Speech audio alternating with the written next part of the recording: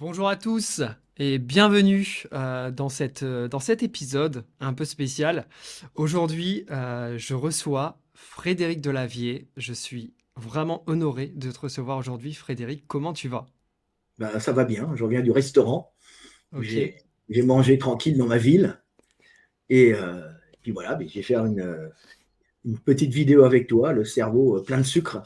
Ok, bah écoute, ça tombe bien parce que je reviens aussi du restaurant, donc tu vois, ça nous fait déjà un point commun. Pour les gens qui ne te connaîtraient pas, qui nous écouteraient aujourd'hui, donc je vais te présenter un peu brièvement. Tu es Frédéric Delavier. Moi, je t'ai connu grâce à tes fameux best-sellers, La méthode de Lavier. Voilà, moi j'ai tous tes livres. Voilà, je suis un grand fan. La question est, est-ce que quelqu'un a vendu dans le milieu plus de bouquins que toi? C'est la question que je te pose. En muscu, Arnold en a peut-être vendu plus, mais il n'est pas dans mon domaine exactement. Moi je fais euh, de l'enseignement en, en bioméca, tu Mhm. vois. Eder en a peut-être vendu plus, mais on va dire que comme livre d'enseignement de musculation de base, hein, et utilisé par toutes les écoles du monde entier, hein, bah, je suis leader. Je suis leader mondial du livre d'enseignement en biomécanique appliqué au sport, et puis Mhm. principalement appliqué à la musculation. Donc, ce qui fait qu'on est traduit dans 32 langues, même plus, hein, je ne calcule même plus à ce niveau-là. Et j'ai dit, moi, Gundy, alors tu as le guide des mondes de musculation qui est celui-là, qui est Strength Training Anatomy aux USA. Alors, ils mettent, je sais pas, sixième édition, revue augmentée. Je sais Ouais. pas, il y a 2 millions d'exemplaires vendus, ça se trouve, il y en a 3, je sais pas. Mais c'est un livre d'enseignement mondial, tu vois. Donc, C'est ça, incroyable. c'est la base, traduit en Chine, en Corée. Alors, en Asie, je suis livre d'État. C'est-à-dire qu'on fait les corrections pour les livres. Donc, on fait les corrections. On adapte nos livres, donc c'est eux qui Mhm. les adaptent, et nous, on signe, OK, on est d'accord, pour pouvoir rentrer dans le cursus universitaire coréen, par exemple. Tu Mhm. vois, donc, en Corée, notre édition est une édition validée par l'État. En Chine aussi, on est livre d'État. Et à Taïwan aussi. Et en Pologne, Incroyable. on est recommandé aussi, on fait partie de tous les livres. Après, là, j'écoutais parce qu'il y a eu des stages de formation en France pour le BPGEPS. Je ne connais pas, moi. Je ne suis pas diplômé là-dedans. J'ai que 2 diplômes, c'est secouriste et réanimateur. C'est un Ouais. peu ma fierté, tu vois. Et, euh, et je suis recommandé comme livre, je suis offert, offert avec la formation Ouais. aux élèves par les organismes de formation reconnus par l'État. Donc, tu vois, je fais partie des livres qui sont Punaise. et puis je suis dans toutes les bibliothèques d'État, de toute façon, dans toutes les bibliothèques médicales du C'est monde incroyable. entier. Et J'ai même une édition spéciale qui avait été faite pour la police montée ah ouais. canadienne, parce que je suis un vieux de la vieille, tu vois, avec une Ah couverture ouais. spéciale. Je ne l'ai jamais eu, c'est dommage, mais c'était une couverture, une édition spéciale imprimée à l'époque où c'était encore Christian Vigo, pas son fils qui avait la boîte, qui avait signé le contrat pour eux. Donc, on est vendu dans le monde entier dans ce domaine, surtout le guide du monde musculation. Et après, la méthode de Lavier, elle, avec Gundil, vient derrière euh, compléter le Mhm. guide des mouvements de musculation, qui est la base de l'enseignement. Et après, tu vas approfondir sur les programmes avec la méthode de Lavier. Et puis, de nombreux livres, musculation pour les sports, C'est musculation incroyable. des bras, musculation pour les tractions. À chaque fois, on a des sujets qui sont musculation pour les femmes, parce que c'est aussi un marché. Donc, on est obligé de s'adapter au marché. Donc, on vend pas mal. Et là, on est en train de faire on va commencer toute une collection sur Mhm. euh, les blessures en musculation. Donc, Strength Training Injury. C'est une commande des États-Unis parce qu'en vérité, on va le faire pour la France, hein, mais nos livres sont faits en France quand les Américains acceptent l'édition française parce qu'ils savent qu'ils vont rentrer directement dans leur sous, quoi, Ah bah ouais. bénéfice. Donc ça marche. J'ai Ça marche. j'ai vu 5 millions d'exemplaires vendus. Ouais, alors C'est je dis ça incroyable. depuis plusieurs années, mais ça se trouve, ça a augmenté, Ouais. mais à un certain moment, on ne compte plus, hein. Ah bah oui. Quand on est acteur porno, à un certain moment, on ne sait même plus avec combien de femmes on a couché. Évidemment. Quand tu es un Ouais. jeune homme timide, tu sais à peu près le nombre de jeunes femmes avec qui tu as couché. Mais Mhm. quand tu es un auteur à succès, tu ne sais même plus combien tu as vendu de livres. Mais complètement. Et d'ailleurs, moi, alors, je t'ai découvert comme ça et je me suis intéressé un peu à ton contenu. J'ai vu que tu avais une chaîne YouTube extrêmement intéressant, tu as plus de 100 000 abonnés, et que tu avais écrit cet ouvrage, L'éveil des consciences, dont on va parler aujourd'hui, qui est un ouvrage, c'est un pavé, hein, c'est incroyable. Vous achetez ça, vous en avez pour votre argent, et c'est une mine d'informations. J'ai plein de questions, j'ai plein d'idées à te poser, parce qu'au cours de ma lecture, j'ai eu plein d'idées. Euh, le temps de rédaction, Et facile à lire, parce que ce sont des facile à articles, lire. c'est des petits articles courts à chaque fois. Des fois, il y en a qui font plusieurs pages, mais à chaque fois, on travaille, on essaye d'être le plus simple possible et le plus compréhensible possible sur des sujets qui, des fois, sont très compliqués. Puis c'est plein de découvertes scientifiques en vérité dedans. C'est-à-dire, quand Totalement. je dis que je mérite un prix Nobel, les gens disent il est prétentieux parce qu'en France, on n'a pas l'habitude des gens qui se connaissent et qui osent admettre leur valeur. C'est non, je mérite un prix Nobel parce que j'ai fait la plus grosse découverte du monde en anthropologie. Ce qui ne demande pas forcément un énorme laboratoire et des études en double aveugle ou des méta-analyses. Ce sont des observations qui se basent sur les lois physiques du monde. Et la montagne était devant toi, les gens ne le voyaient pas. Donc, ce qui fait le socle de l'humanité, je l'ai découvert. Et c'est en vérité, c'est une énorme découverte parce que tout découle de ça, même maintenant l'IA, qui est en complète relation avec ce que j'ai découvert, puisque ma découverte est une découverte, en vérité, qui est une découverte linguistique. Mais qui découle de la biomécanique et qui découle de l'anatomie, si tu veux. Et ça paraît très con, mais tout est lié. Il n'y a pas des choses qui sont fragmentées comme ça dans le monde ou dans la science. Totalement. Tout est lié. Totalement. Et donc, c'est un livre qui est très intéressant où on comprend le monde. Totalement. Il est incroyable. Et quand on voit ça, je pouvais un peu t'imaginer en train d'écrire tes pages, le temps de rédaction du livre. Ça, enfin, c'est un total dévouement. C'est ton œuvre, c'est ta vie. Alors, en vérité, c'est pas vraiment comme ça parce que je suis un réactif. Comme Ouais. disait Proust, c'est pas les choses les plus belles que fait un écrivain, un artiste, qui sont en vérité les plus difficiles. Mhm. Pour moi, ça c'est facile à faire. Mais bien sûr, avant, il y a tout un travail pendant des années d'accumulation dans mon cerveau et dans mes connexions neuronales d'une quantité industrielle de données et de pouvoir les relier les unes aux autres. J'ai un cerveau très analogique. Je fonctionne comme une IA. On fonctionne, on a été tous comme des IA quelque part, mais on ne le sait pas. Et l'IA fonctionne comme nous, plus ou moins. Et en fin de compte, c'est assez facile, quand on a les clés de compréhension du monde, de faire des découvertes. Mhm. Il suffit juste d'avoir le code de fonctionnement du monde. Et quand tu as le code de fonctionnement du monde, tu vois que tu peux parler quasiment de tous les sujets. Alors, bien sûr, je ne serai jamais un maître en langue. Je ne peux pas Mhm. parler des langues comme ça. Ou en mathématiques. Je peux comprendre des concepts mathématiques, les appliquer, c'est encore autre chose. Ça demande, tu vas comprendre le mécanisme d'une voiture et être capable de la conduire, c'est autre chose, tu vois. Bien sûr. Mais pour comprendre le monde, c'est plutôt relativement simple, tu vois. Même si c'est complexe, parce que c'est foisonnant, le monde, derrière toute cette complexité, il y a toujours les mêmes règles. Et quand Alors, tu les comprends, bah, tu comprends les relations humaines, les relations hommes-femmes, les relations économiques, les structures d'un corps, la structure d'une machine, la structure même de l'univers. Tu vois. ah, mais c'est ça qui est incroyable. En fait, quand j'ai lu ce bouquin, j'ai l'impression que pour toi, ça a coulé de sens. Pour toi, ça coule de sens, parce que avec ton esprit, etc. Mais moi, ça m'a amené vraiment des réflexions profondes, et je voulais en venir à cette question. Comment était né ce projet? Comment est né en fait l'éveil des consciences? Pourquoi tu as écrit ce bouquin? Alors, j'ai écrit ce bouquin parce que j'ai compris très tôt, on va dire, je ressentais comment fonctionne le monde, mais j'avais du mal à l'exprimer.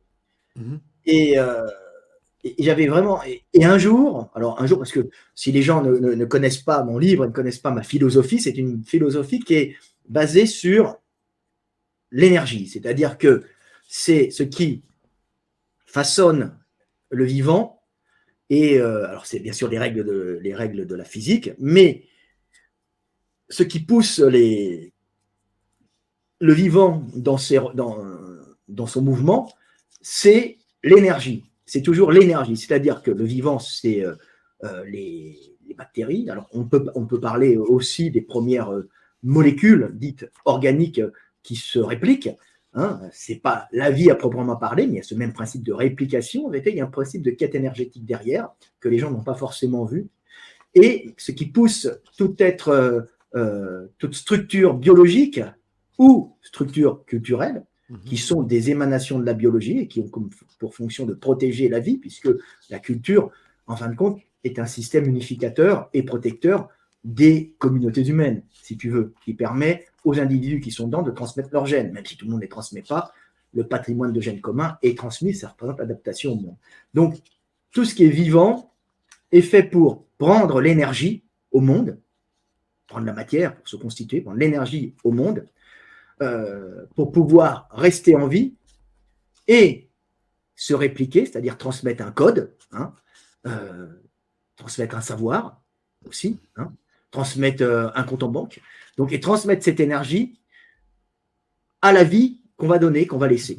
Donc tout est fait pour prendre l'énergie au monde, la conserver pour rester en vie et la redonner avant de mourir. Cette énergie, c'est de la matière quand tu fais un bébé, hein, bien sûr, et après tu le nourris, mais c'est aussi ton patrimoine que tu as en banque, ta maison, la montre de pépé, le meuble de mamie.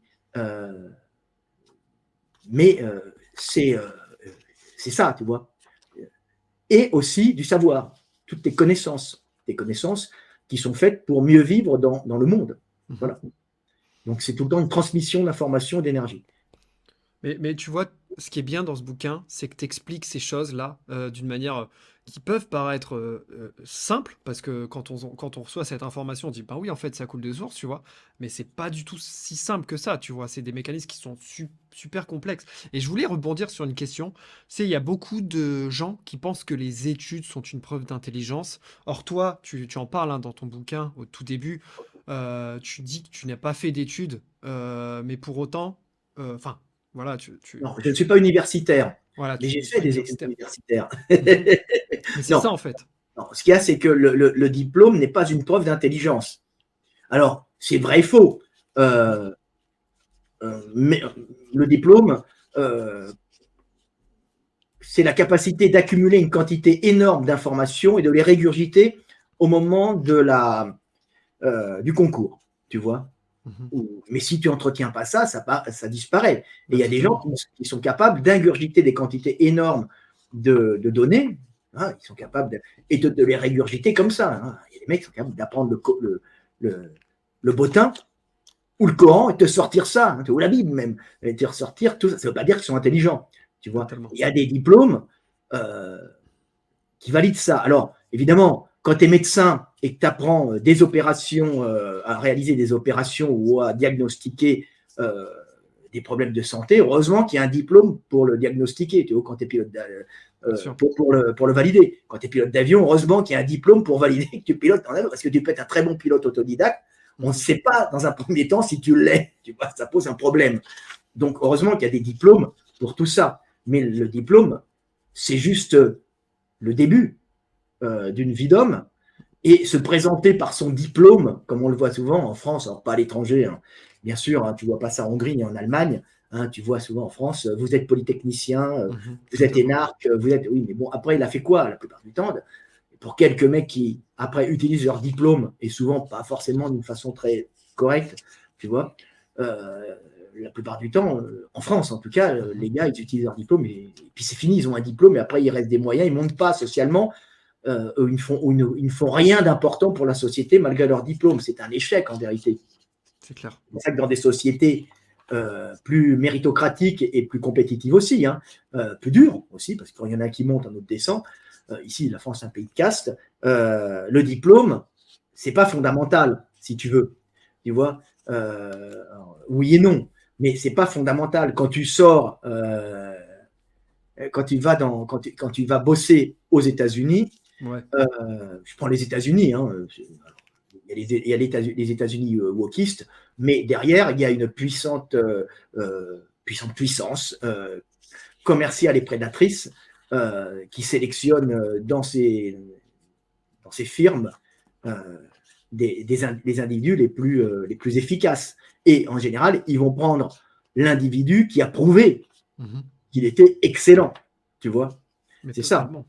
Et C'est tu quelque vois, chose qui est complètement différent. Tu vois, par exemple, tu as le système des écoles américaines. J'ai des copines qui étaient dans les grandes écoles américaines comme ça. Et ils sélectionnent des gens, ça coûte une fortune, hein, mais ça coûte une fortune parce qu'ils payent une fortune les meilleurs profs. Donc des mecs brillants qui ont eu des prix, qui ont été dans le monde du travail. C'est pas que des profs des fois, hein, c'est des mecs qui ont prouvé sur le terrain. Hein, donc c'est des profs en même temps qui ont prouvé sur le terrain qu'ils étaient excellents. Tu vois, donc ils prennent les meilleurs profs qui valent une fortune. Ça a un coût et pour ça ils font payer les études une fortune aux gens. Mais d'un autre côté, ils accueillent les meilleurs du monde avec des bourses gratuites. On leur paye le logement, on leur paye les études, on leur paye tout. Et ils viennent, les meilleurs du monde, sélectionnés dans le monde entier, et ils viennent s'instruire dans ces études. Ce qui fait qu'en général, c'est les meilleurs du monde qui viennent gratuitement la plupart du temps, qui sont à la sortie de ces études parce qu'ils avaient été sélectionnés pour des inventions qu'ils avaient faites, parce qu'ils étaient brillants, ou même au niveau sportif, tout ce que tu veux, qui vont dans ces écoles et qui font briller les écoles en disant, regardez, on a les meilleurs. Alors, ils ont les meilleurs profs et avec les meilleurs du monde. Mais le mec, le fils de riche, qui a son école payée par son papa et sa maman, quand il va sortir, il sera très bien instruit, mais ce ne sera pas forcément un esprit supérieur. Totalement. Mais l'argent de papa et maman aura permis de faire venir les meilleurs du monde, qui auront le meilleur enseignement du monde et qui rentreront dans les plus grosses firmes du monde pour faire de la prédation sur le monde. Donc, c'est très dur, les États-Unis. Ça fonctionne comme ça. Comment s'appelle ce film avec Robbie Williams et Will Hunting. Ouais, on voit très bien Matt Damon. Avec Matt Damon. Dans ce système avec Will Hunting, où il y a un jeune gars, le mec, lui, il est mathématicien, c'est un jeune qui est bon en mathématiques, mais c'est quand je regardais, j'en avais l'air de dire, putain, mais c'est moi. Tu vois, c'est un mec un peu brutal, un peu bagarreur, et qui a ses motifs et assez sauvage. Et qui en vérité a un don inné pour la compréhension des maths. Et les mecs s'en aperçoivent parce qu'il est agent de nettoyage dans l'école. Et il est gamin, il est là, on l'a mis là parce qu'il avait fait des conneries, alors il a un stage de civisme où il est nettoyé, puis il voit un parce que tout le monde ne l'a pas vu, il voit un tableau où il y a le problème qu'il faut résoudre. Un problème très dur, les mecs ont mis des mois et des mois, problème mathématique. Alors maintenant, il y a l'IA, alors ça se résout plus vite. Hein. Ouais, c'est clair. Mais à l'époque, il n'y avait pas encore, les ordinateurs, ça fonctionnait, mais ça ne fonctionnait pas encore pareil. Hein. Donc, le gars, il regarde le tableau et il résout d'un coup. Ouais. Et personne ne sait que c'est lui. Et les gens pensent que c'est un des élèves. Alors, ils le recherchent jusqu'au moment où ils comprennent que c'est lui et ils vont le chercher. Ils vont le chercher pour lui payer des études, pour le prendre comme assistant du prof. Et ça, c'est la méthode américaine. C'est-à-dire qu'en vérité, il est en dehors du système universitaire, mais l'université le prend quand même et on lui cherche un boulot. Alors, évidemment, les premiers qui vont vouloir le recruter, c'est l'armée pour faire des codes et pour pouvoir faire des programmes informatiques pour niquer les autres et piller le monde, bien sûr, à l'américaine. Mais on voit cette prédation des cerveaux, on leur fait un pont d'or. Donc, on leur fait un pont d'or quand ils viennent, gratuit, et après, quand ils sortent des écoles, on leur fait un pont d'or. Et tout ça, avec les meilleurs profs à qui on fait un pont d'or, et tout ça financé par les fils de riches qui pourront dire on a un diplôme. Donc, on sait très bien qu'après, c'est pas vrai. Le diplôme compte, parce qu'on a les meilleurs profs, mais ce qui compte, c'est ce qu'on va faire. Et les meilleurs sont déjà dans l'école. Ils sont déjà rentrés, ils étaient déjà meilleurs avant de rentrer. C'est la mère de mon fils qui venait dans une école française, on lui payait l'école, et il savait très bien qu'il a une école de musique, hein, cantatrice, tu vois.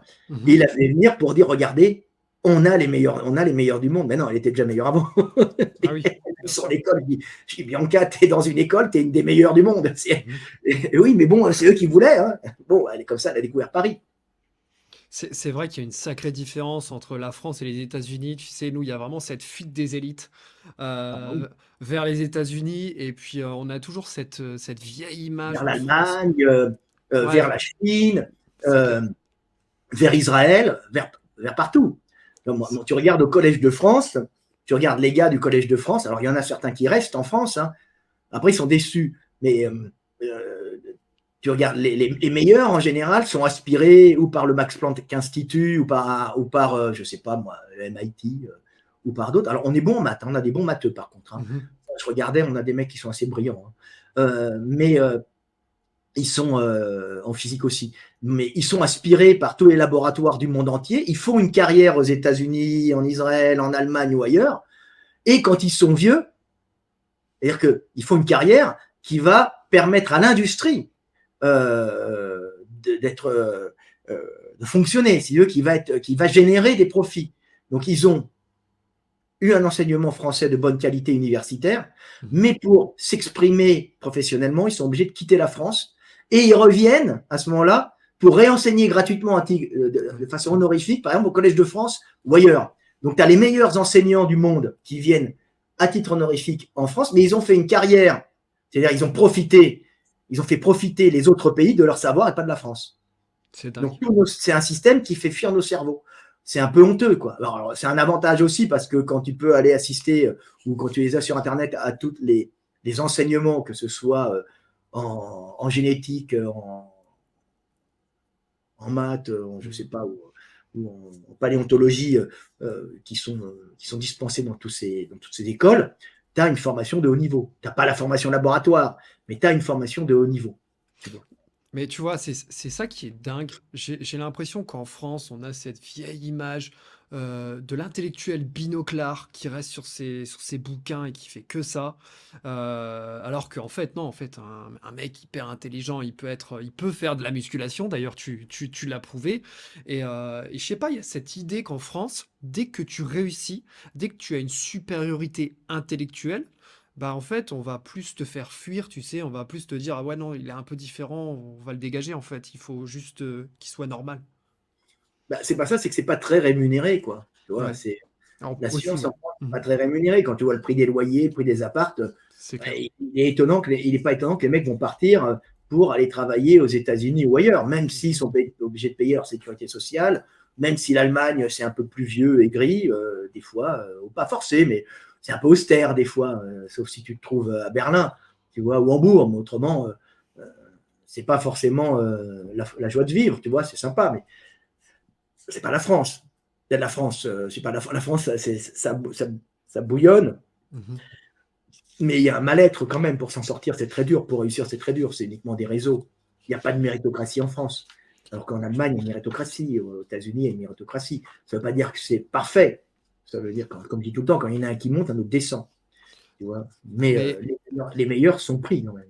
mais ce mal-être, il vient d'où selon toi? Parce que même toi, il me semble que tu es parti de France. À un moment donné, tu as été t'installer en Hongrie, je crois.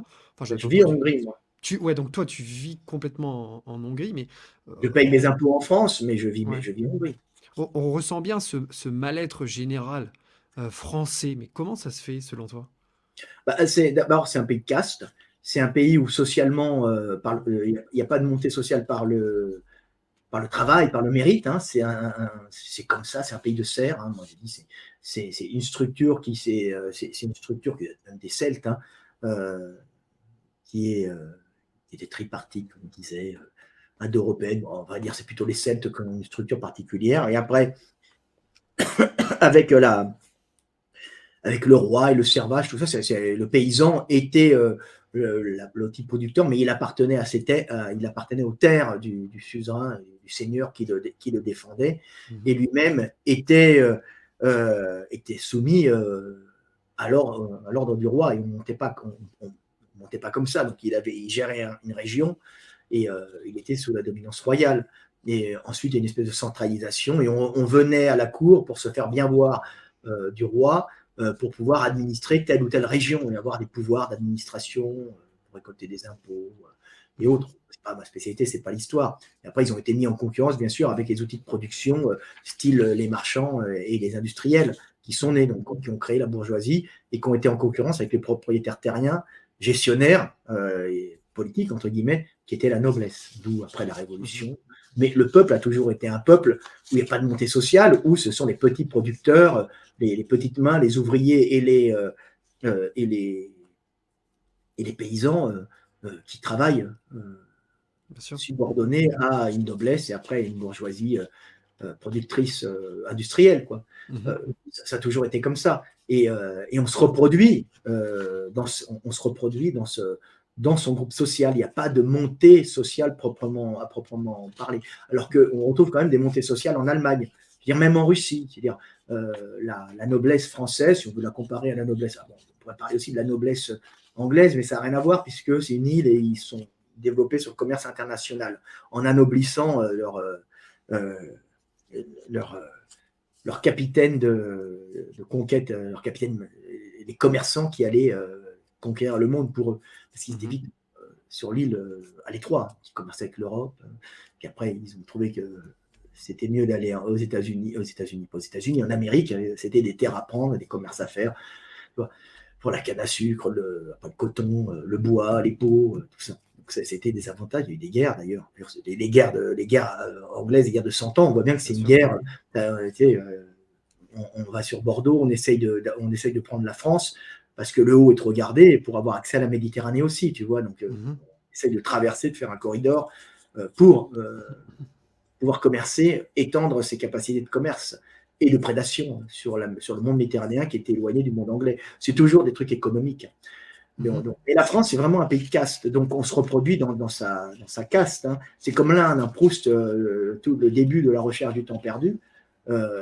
C'est tout un paragraphe sur le système de caste français, très similaire du système de caste indien. Sauf que maintenant, les Indiens s'en sont aperçus, et c'est une des causes nationales en Inde, c'est lutter contre le système de caste, et qui fait partie de l'affaiblissement économique de l'Inde. Ils ont compris ça. Il fallait éduquer et faire monter les mecs. Alors, ils ont une chance, c'est qu'ils sont anglophones. Hein.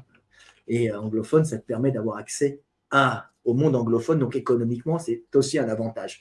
Tu vois, ils ont racheté, Tata a racheté, ils ont racheté quoi Rover, Austin, plein de marques comme ça. Tu vois, c'est ça. Hein. Mais la France, tu ne montes pas socialement. C'est tout ce qu'on peut retrouver dans les romans français. Hein. La seule façon de monter réellement, c'est le réseautage ou le communautaire. Tu vois. Totalement. C'est exactement ça. Et c'est pas le mérite par le travail. Donc, c'est tout ce qu'on voit et tout ce qu'on perçoit dans le roman français, que ça soit Balzac avec de Rubempré, tu vois, que ça soit Maupassant avec Bel-Ami, c'est toujours les mêmes histoires. Hein. Ou que ça soit même ou Proust. On a la même chose avec Bel-Ami pour le système français, c'est horrible. Bel-Ami, c'est la montée sociale d'un beau garçon, hein, tu vois, de Maupassant, qui est un militaire qui a combattu en Algérie, qui n'a pas été un mec très sympa d'ailleurs en Algérie, on le voit, hein, et qui était dans la cavalerie, qui se tient droit, et puis un jour il se met dans la glace, il dit mais je suis beau, j'ai une belle allure, il se regarde, puis on le voit passer, et là il plaît aux femmes, et il plaît aux femmes, et il commence à séduire les femmes des bourgeois et des aristocrates, et il commence à coucher avec la femme d'un riche propriétaire de journaux. Tu vois, avant, tu avais les youtubeurs. Avant, ceux qui faisaient la loi, c'était les propriétaires. Donc, tout le monde le lisait. Et il y a des articles qu'on pondait tous les jours, toutes les semaines, je ne sais pas, périodiques, je ne me souviens plus. À l'époque, ça s'imprimait. Hein.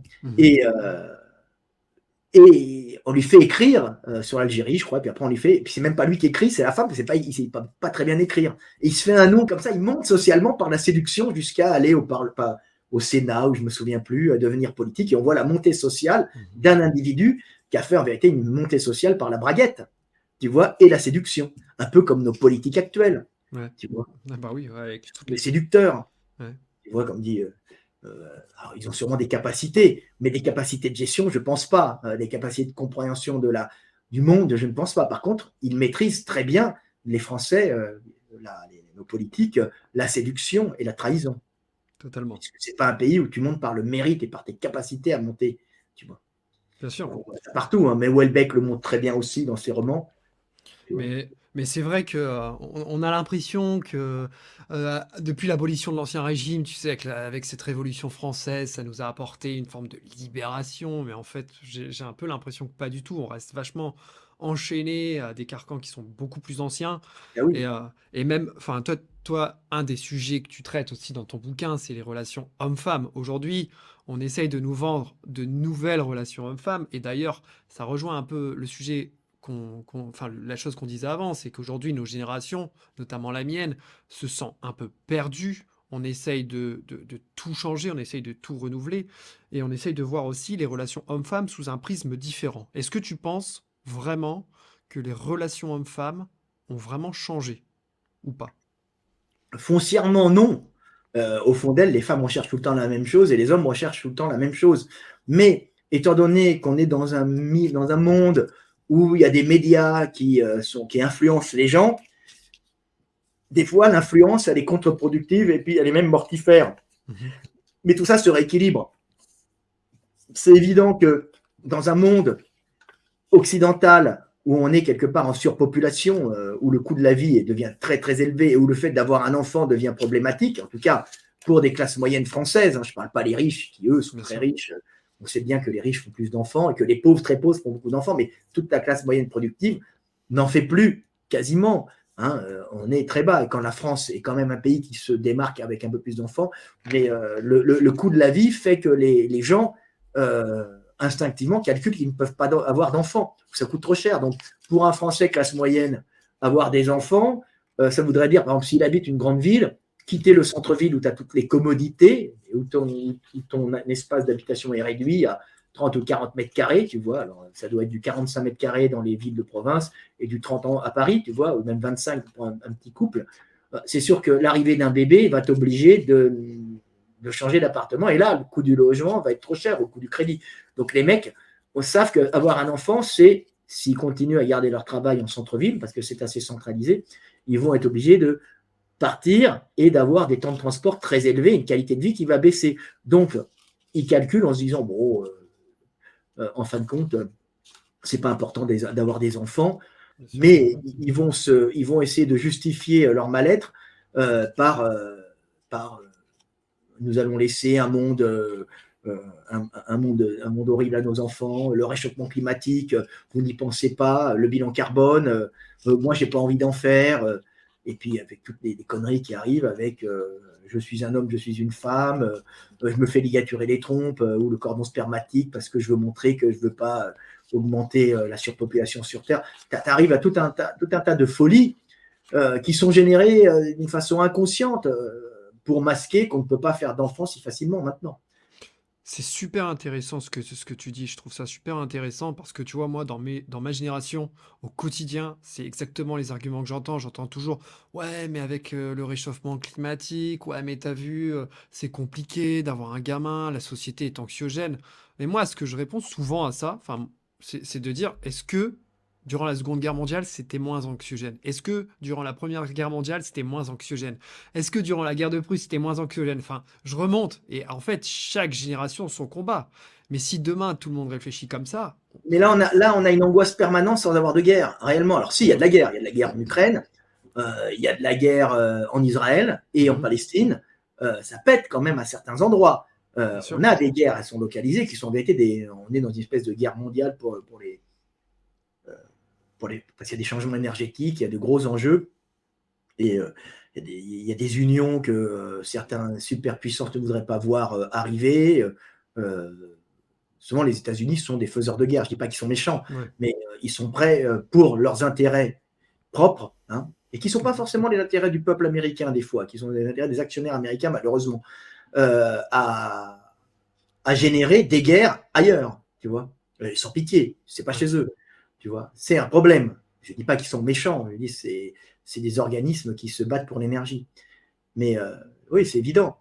On n'a pas de guerre réellement chez nous, mais on a une qualité de vie qui baisse, tu vois. On n'a Mhm. plus d'espoir, tu vois. On n'a plus d'espoir en un monde meilleur, tu vois. Alors on vit dans des qualités correctes, simplement le coût d'éducation d'un enfant est élevé. On vit dans un monde très agressif, surtout la France.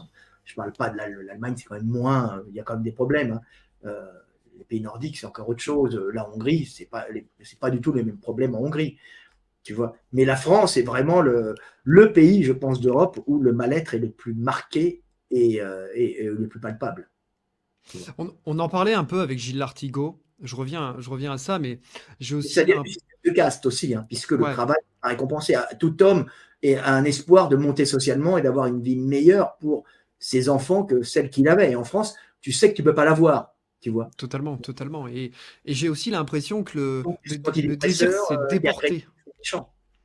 Mais c'est ça en fait, j'ai l'impression que le désir aussi, il s'est déporté. Tu sais, avant, il y avait aussi une forme de volonté de vivre.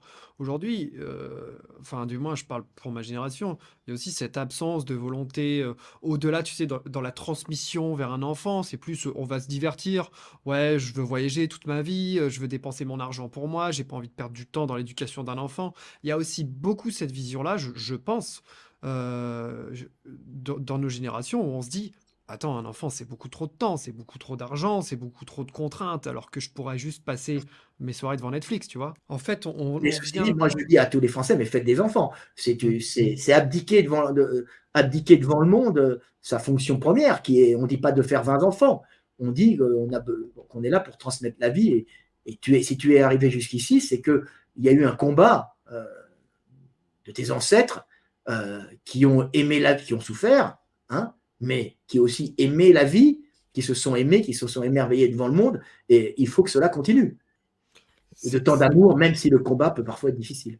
c'est vrai que c'est puissant ce que tu dis et que c'est vrai que c'est vertigineux quand tu te dis que depuis des générations, sur des générations, enfin, il y a jusqu'aux chasseurs-cueilleurs, jusqu'à les sociétés primitives, tu as un homme et une femme qui se sont reproduits entre eux, qui nous ont donné un ancêtre commun jusqu'à en venir à nous. Voilà, et après, il n'y a plus rien. Je trouve ça vachement stressant. Et je pense qu'aujourd'hui, on confond, tu sais, la possibilité, la capacité, parce que on confond cette capacité et la volonté. Aujourd'hui, en fait, les gens, ils veulent plus entendre le fait que, en fait, ce que toi tu dis, Frédéric, c'est absolument pas t'es pas en train de mettre un couteau sous la gorge aux femmes en leur Non, disant, faites des enfants. Ce que tu obligé, hein. dis, et on Voilà. en parlait un peu avec Gilles, c'est qu'à un moment donné, tu vois, dès que tu assois ta liberté d'expression, ta liberté de penser, ta liberté d'être, on va te mettre dans une boîte et on va dire, lui, il est misogyne. Mais en fait, je pense que les gens n'ont pas la capacité de discernement et la profondeur d'esprit que tu as. C'est un choix, toi, c'est ta volonté à toi, c'est ton choix, c'est ta préférence, on va dire, Mais tu oui, vois. c'est juste ma préférence, hein, tu vois. C'est C'est- tout. Et aujourd'hui, c'est politiquement plus admis. On n'admet plus ça qu'il y ait des gens qui aient des préférences. Il faut qu'on rentre dans le moule, il faut qu'on rentre dans les cases. Et si tu rentres pas dans ces cases, de toute façon, tu es forcément un misogyne, tu es forcément Les un mecs, ils disent, il faut raciste. que je me déconstruise. Je dis, mais attendez, tu me laisses tranquille, hein, on dirait les soviétiques, déconstruisez-vous, devenez les soviétiques à l'époque de Staline. Ouais. Il faut que de la vie apprenne à se déconstruire, c'est un sexiste. Mais je ne suis pas du tout un sexiste. Donc, vouloir déconstruire les gens, déjà, on est dans la dictature de la pensée ou de la police de la braguette. Je veux dire, Tu vois, c'est super intéressant parce que là, j'ai une pensée où je me dis, en fait, leur discours à eux, il est super misogyne. Parce qu'à un moment donné, la femme, si elle a envie de rester à la maison et d'éduquer ses enfants et de bien s'occuper de sûr. sa maison, il faut qu'elle puisse le faire. Au même titre que la femme qui a envie de travailler, il faut qu'elle puisse le faire.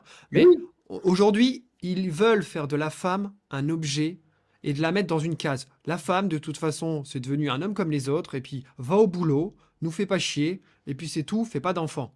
Mais à un moment donné, laissons les femmes aussi agir pour elles-mêmes, en fait. Point. et puis facilitons aussi à la femme la possibilité de travailler et d'avoir des enfants en travaillant. C'est-à-dire, si on Bien peut sûr. mettre des crèches dans les un peu des petites garderies où il y a du travail, où il y a des travail dans les entreprises, ben faisons-le. Facilitons la possibilité des femmes d'avoir leurs enfants avec un certain temps au travail. Alors, un Mhm. travail pas dangereux, tu vois, pour les aider. Euh, des congés et sans que ça coûte plus cher que ça à l'employeur. Tu vois, il y a des moyens, mais qu'on ne fasse pas des quotas. Tu vois, il faut Totalement. faciliter aux femmes la possibilité de travailler, d'avoir une vie de femme. Parce qu'après, elles cumulent deux trucs. Tu vois, donc, faut leur faciliter la vie. Tu vois, c'est Bien sûr. ça. Et puis, la vie est tellement chère que dans un couple, les deux doivent travailler pour se payer un appartement parce que tout le monde n'hérite pas. Alors, les classes moyennes, papa et maman vendent l'appartement de mamie quand il est décédé. On donne l'argent aux enfants qui vont acheter une pièce supplémentaire avec un crédit sur 30 ans pour pouvoir se loger, ce qui les rend esclaves du système. Et ils font qu'un enfant au lieu d'en faire deux. Tu vois, donc on a une baisse démographique, tu vois, Mhm. importante qu'on est obligé de combler. Et beaucoup de femmes sont. Alors, il y a des femmes qui sont des scientifiques, mais qui travaillent beaucoup, mais souvent, tu vois que la carrière limite aussi le nombre d'enfants ou la possibilité d'en faire. Bien sûr. Statistiquement, les executive women font peu d'enfants ou n'en font pas. Tu vois, Mhm. c'est un problème. Tu vois, et il faut le savoir. Tu vois, c'est très dur. Et c'est le système qui veut ça, parce que c'est vrai qu'être dépendante d'un connard, c'est dur aussi. Tu C'est clair. vois? Totalement. Eh oui, les hommes, c'est pas forcément des crèmes, ils sont pas faciles, hein, les hommes. Hein. Tu vois, Totalement. et puis ils leur font ressentir. Tu vois? Donc, on est dans un monde qui est difficile. On a des déséquilibres dans ce monde qu'il faut rectifier. Le monde avance en déséquilibre, hein, comme dans Star Wars, il faut rééquilibrer la force, mais le monde avance en déséquilibre rectifié. C'est toujours comme ça. Ça va dans un sens, il faut trop, il faut aller dans l'autre, ça va trop dans l'autre, il faut aller dans l'autre sens. Trop de liberté, après trop de rigueur. On est toujours dans un système de rééquilibrage organique des sociétés. Après, il faut, si tu lis l'éveil des consciences, évidemment, tu prends du recul là-dessus et tu arrives à te contrôler. Tu vois. Totalement. Le but, c'est pas de dire aux hommes, vous êtes des mâles blancs, des mâles blancs, pas que blancs, mais vous êtes des êtres dangereux, violents et dominateurs qui avaient écrasé les femmes. Non, il faut dire, les hommes sont comme ça avec ce qui peut paraître des défauts, et les femmes sont comme ça avec ce qui pourrait paraître des défauts, mais ce que tu perçois comme des défauts chez la femme et des défauts chez l'homme sont en vérité des particularités qui ont été des qualités qui ont permis à l'humanité de survivre. Les hommes sont très brutaux, et évidemment, bien sûr, les féminicides, il y en a, et les guerres, c'est les hommes en général qui les pratiquent, hein, et qui font des millions de morts, hein, et des milliers, et qui se tapent sur la gueule d'une façon extrêmement violente. Quand tu vas au Donbass, c'est des jeunes hommes russes et des jeunes hommes ukrainiens, avec des généraux ukrainiens et des généraux russes qui se massacrent. Hein, bien sûr, il n'y a pas beaucoup de femmes dans le tas, tu vois. Non, mais totalement, je suis totalement d'accord avec toi. Et tu vois, je suis un peu perturbé aujourd'hui à cause de la société qu'on nous vend, si tu veux. On nous vend les hommes, c'est les méchants, et les femmes, c'est les gentils. Et en fait, je trouve ça tellement intellectuellement bas, nul. C'est chiant à mourir qu'on nous explique ça tout le temps, quoi. Tu parlais en début de podcast de la société d'Ancien Régime, en fait, et de la répartition des rôles distincts. Il y a toujours eu cette distinction des rôles, chacun à sa place dans la société de l'Ancien Régime. On avait la bourgeoisie, on avait la noblesse, on avait le tiers-état, qu'on appelait le tiers-état, et on avait le fameux clergé. Le clergé éduquait la population, la noblesse se chargeait de les défendre, et le tiers-état se chargeait de nourrir l'humanité.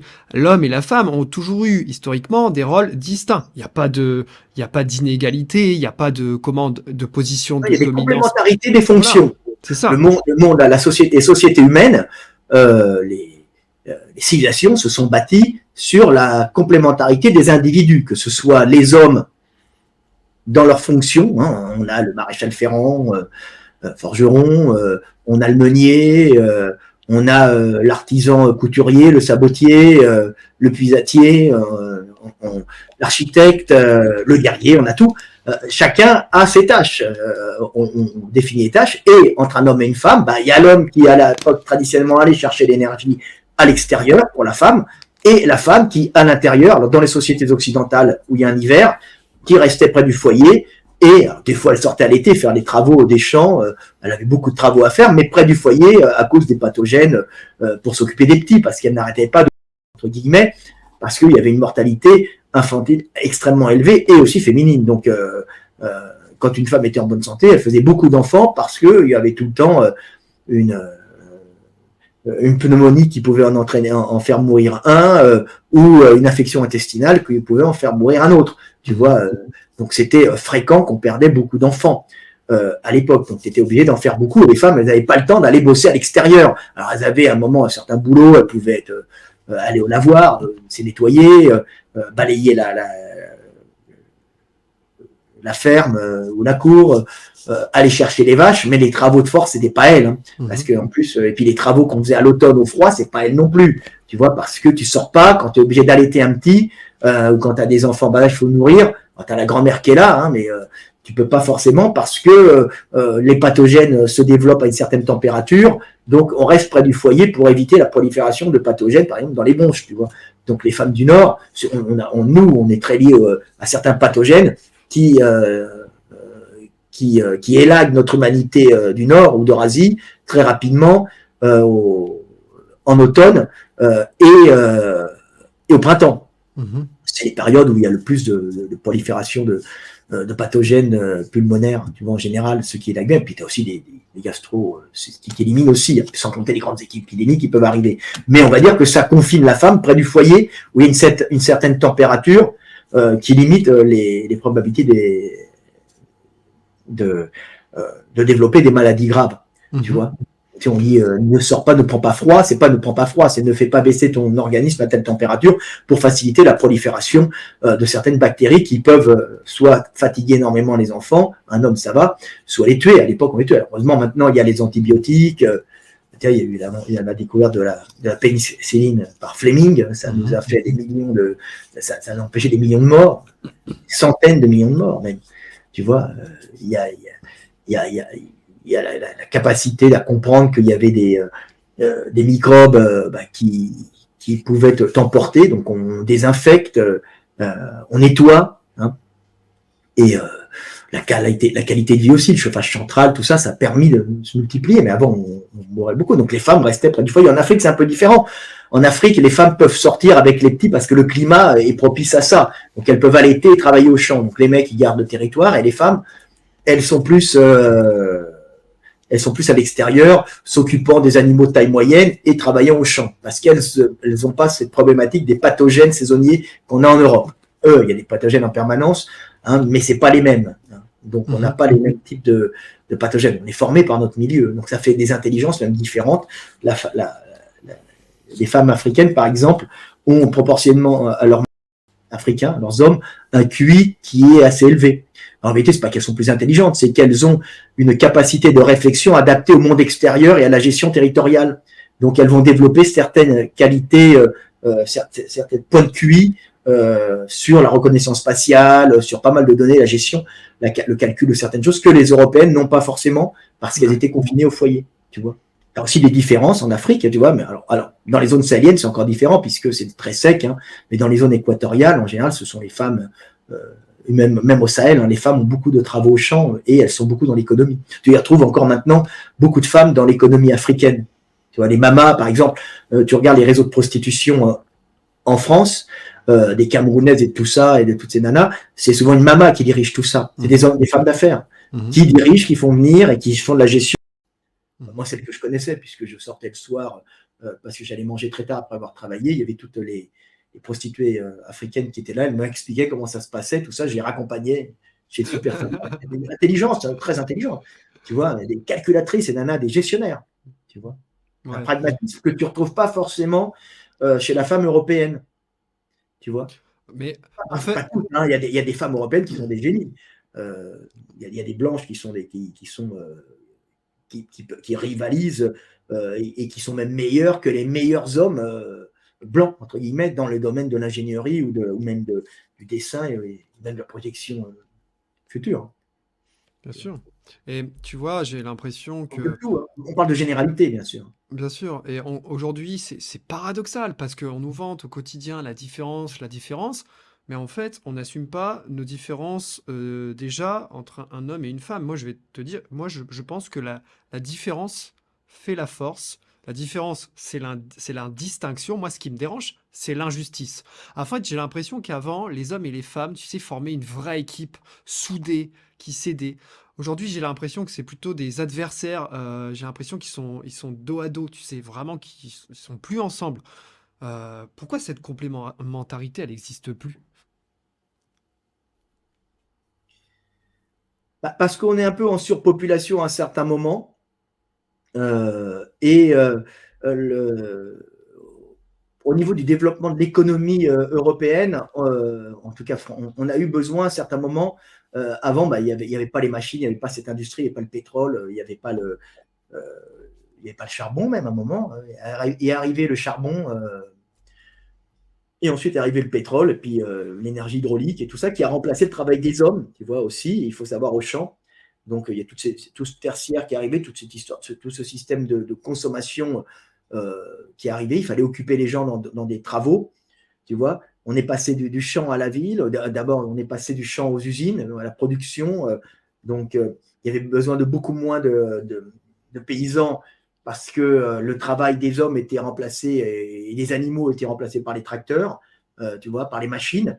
Donc, on a vu cette migration. La France, elle était rurale, hein, comme toute l'Europe d'ailleurs, et elle est passée dans les villes, dans les villes, hein, et dans les firmes, tu vois, avec une espèce de pouvoir d'achat pour occuper les gens, pour leur donner un but.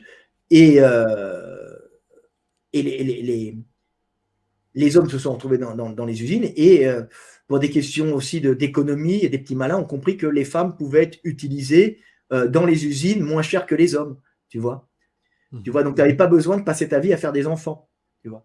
Donc elles avaient du temps libre. Et puis comme il y avait aussi l'invention des machines, hein, tu vois, donc, la machine à laver, alors ça c'est venu après, mais il y avait le poêle à charbon, tu n'étais plus obligé de ramasser des fagots, tu avais les, il y a eu l'eau courante, tu n'étais pas obligé d'aller au lavoir, tout laver ou aller chercher de l'eau, l'invention de la machine à laver, puis après tu as eu les fours à micro-ondes, tout ce qui fait une technologie qui a laissé énormément de temps à la femme aussi, qui a fait que la femme pouvait se retrouver dans le travail, puisqu'elle se faisait chier à la maison, et plus de fonction, était déprimée, et à ce moment-là, elle pouvait, bah oui, une femme, ça aime travailler à la base, quand tu es occupé à ton travail, tu penses pas, tu déprimes pas, tu as une fonction, tu sais que tu es utile. Là, elle n'a plus aucune utilité. Elles se sont retrouvées livrées à elles-mêmes sans boulot, avec un homme qui allait chercher du travail, et puis il y a eu les petits malins qui ont eu l'idée de dire on va les prendre, puisqu'elles ont du temps libre, dans les firmes, et elles sont venues concurrencer les hommes sur le marché du travail, d'abord moins cher, et c'est normal, après elles ont demandé les droits, mais ce qui pose aussi maintenant des problèmes, on ne fait plus d'enfants.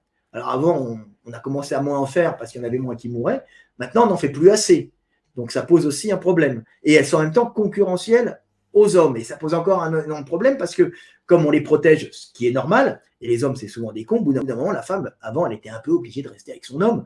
Parce que si elle ne restait pas avec son homme, elle allait à la rue, elle mourait, quoi. Il n'y avait pas de possibilité. Maintenant, il y a toutes les aides sociales. Donc, si ça ne va pas avec son homme, elle peut dégager, faire un divorce. Et comme elle a les enfants, elle peut demander la maison et avoir les aides sociales. Donc, la situation pour un homme est beaucoup plus difficile puisque il ne peut plus, si tu veux, s'imposer à la femme.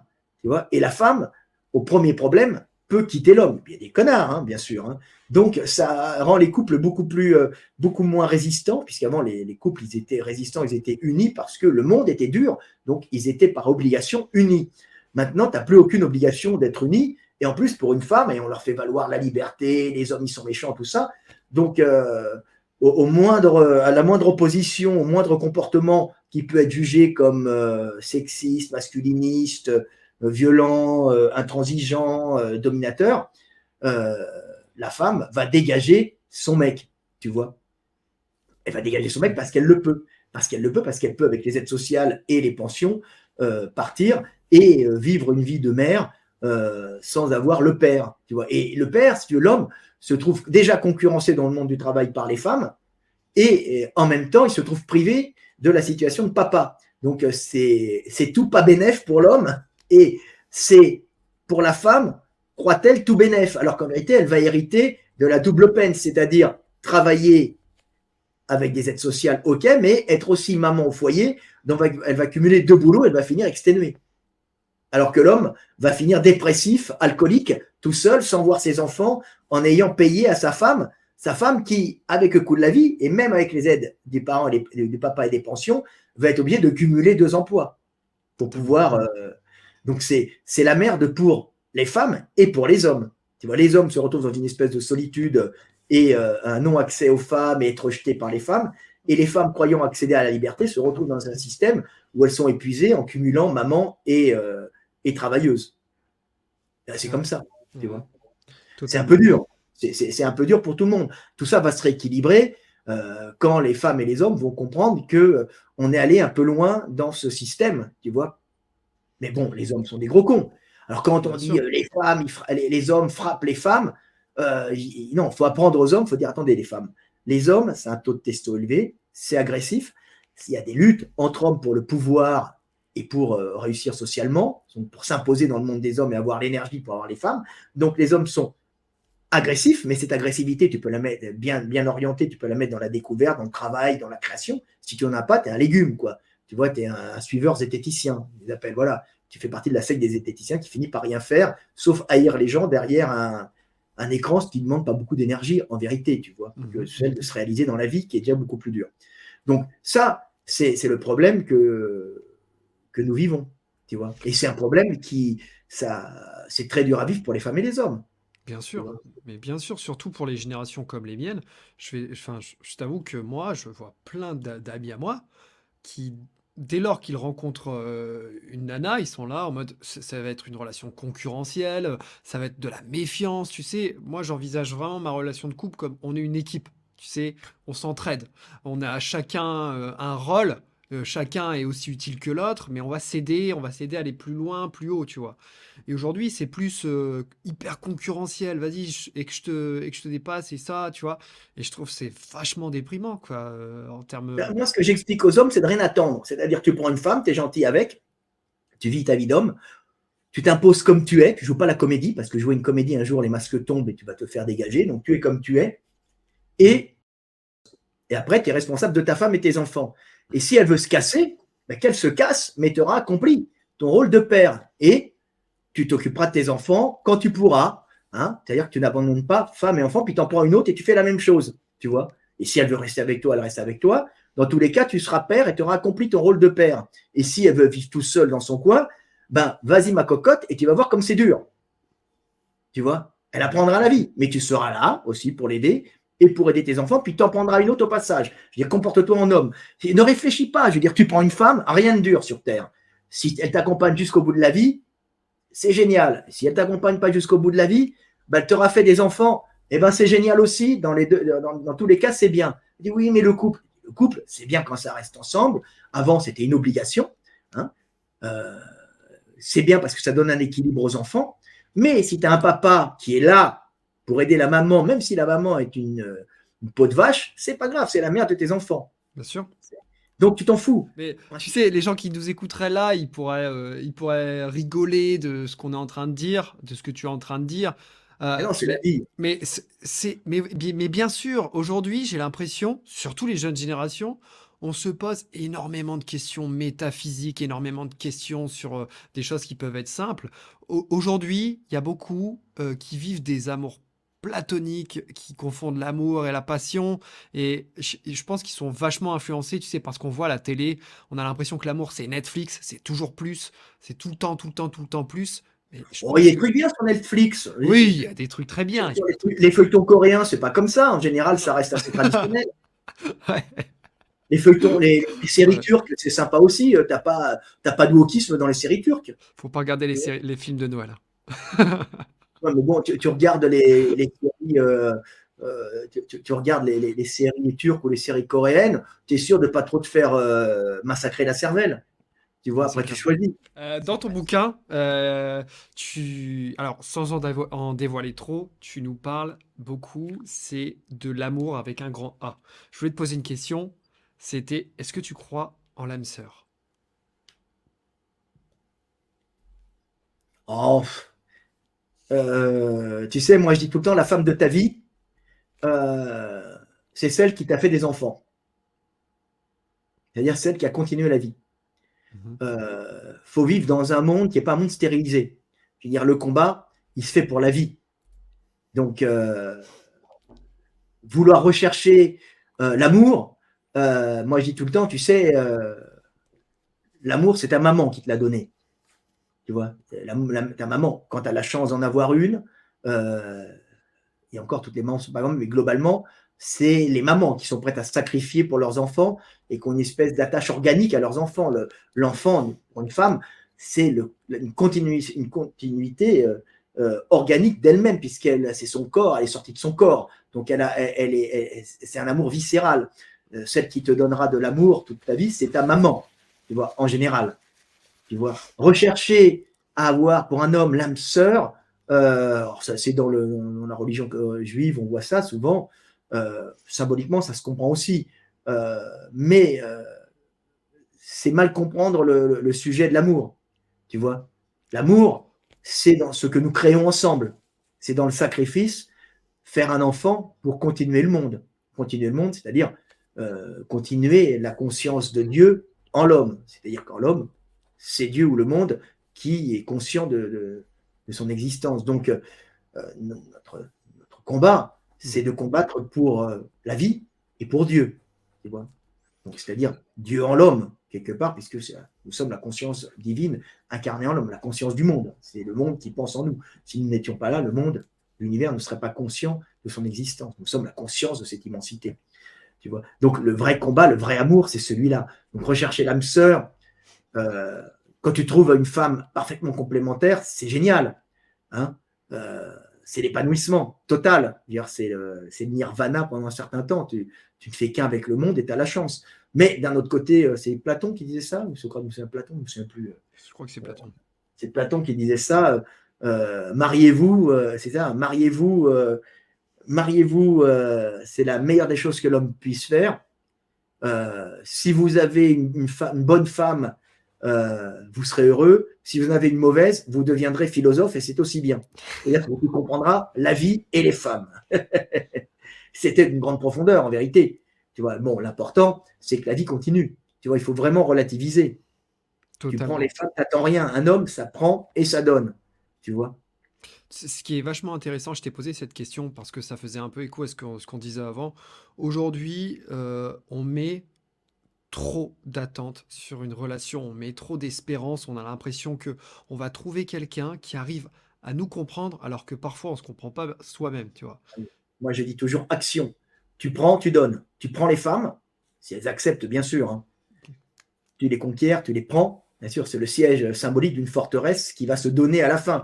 Mais le fait que la forteresse résiste, c'est pour tester ta vigueur et ta vitalité à conquérir la femme et à conquérir le monde. Tout ça est un simulacre consenti. Tu vois, et bien sûr, si elle dit non, elle dit non. Tu vois, mais bien sûr, il ne faut pas être lourdeau non plus, tu vois. Bien sûr, bien sûr.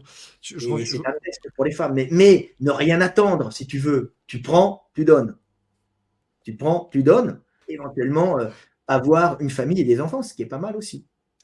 Tu as dit que l'amour, c'est construire ensemble. Et ça, je trouve ça super beau. Ben, oui, la vie, c'est fait de construire. C'est se sacrifier pour construire quelque chose. C'est regarder le monde ensemble et construire quelque chose. C'est le projet commun. C'est ce qui unit un homme et une femme, c'est le projet commun. Le crédit pour la maison, et après l'enfant. Mais c'est vrai, tu vois, c'est souvent ça, tu vois. Ce qui fait que les couples restent ensemble, c'est souvent le projet commun, c'est-à-dire le crédit pour la maison, hein, et après les enfants, tu vois, parce que ta femme, elle se défraîchit, tu n'es plus trop attiré, et ton homme, tu le vois avec tous ses défauts, il pète, il est dépressif, il est chiant, mais bon, vous êtes ensemble, et en fin de compte, si tu calcules bien, ouais, mais vous êtes une unité, vous formez une unité combattante qui, malgré tous ses défauts, toutes ses faiblesses, est quand même performante. À deux, vous êtes plus performant. Et vous pouvez continuer la vie, et à la fin d'une vie, vous dites, bah, on s'est quand même bien débrouillé, ou pas. Tu vois. Bien sûr. C'est ça. Dans ta vision de l'amour, donc que tu raccroches aussi à Dieu qui est en nous, qui est en l'homme, j'ai trouvé ça super beau, ta vision de Dieu. Est-ce que tu pourrais nous expliquer aujourd'hui, pour les gens qui nous écoutent, ce que tu entends par Dieu, toi? Bah, Dieu, c'est la conscience du monde en l'homme.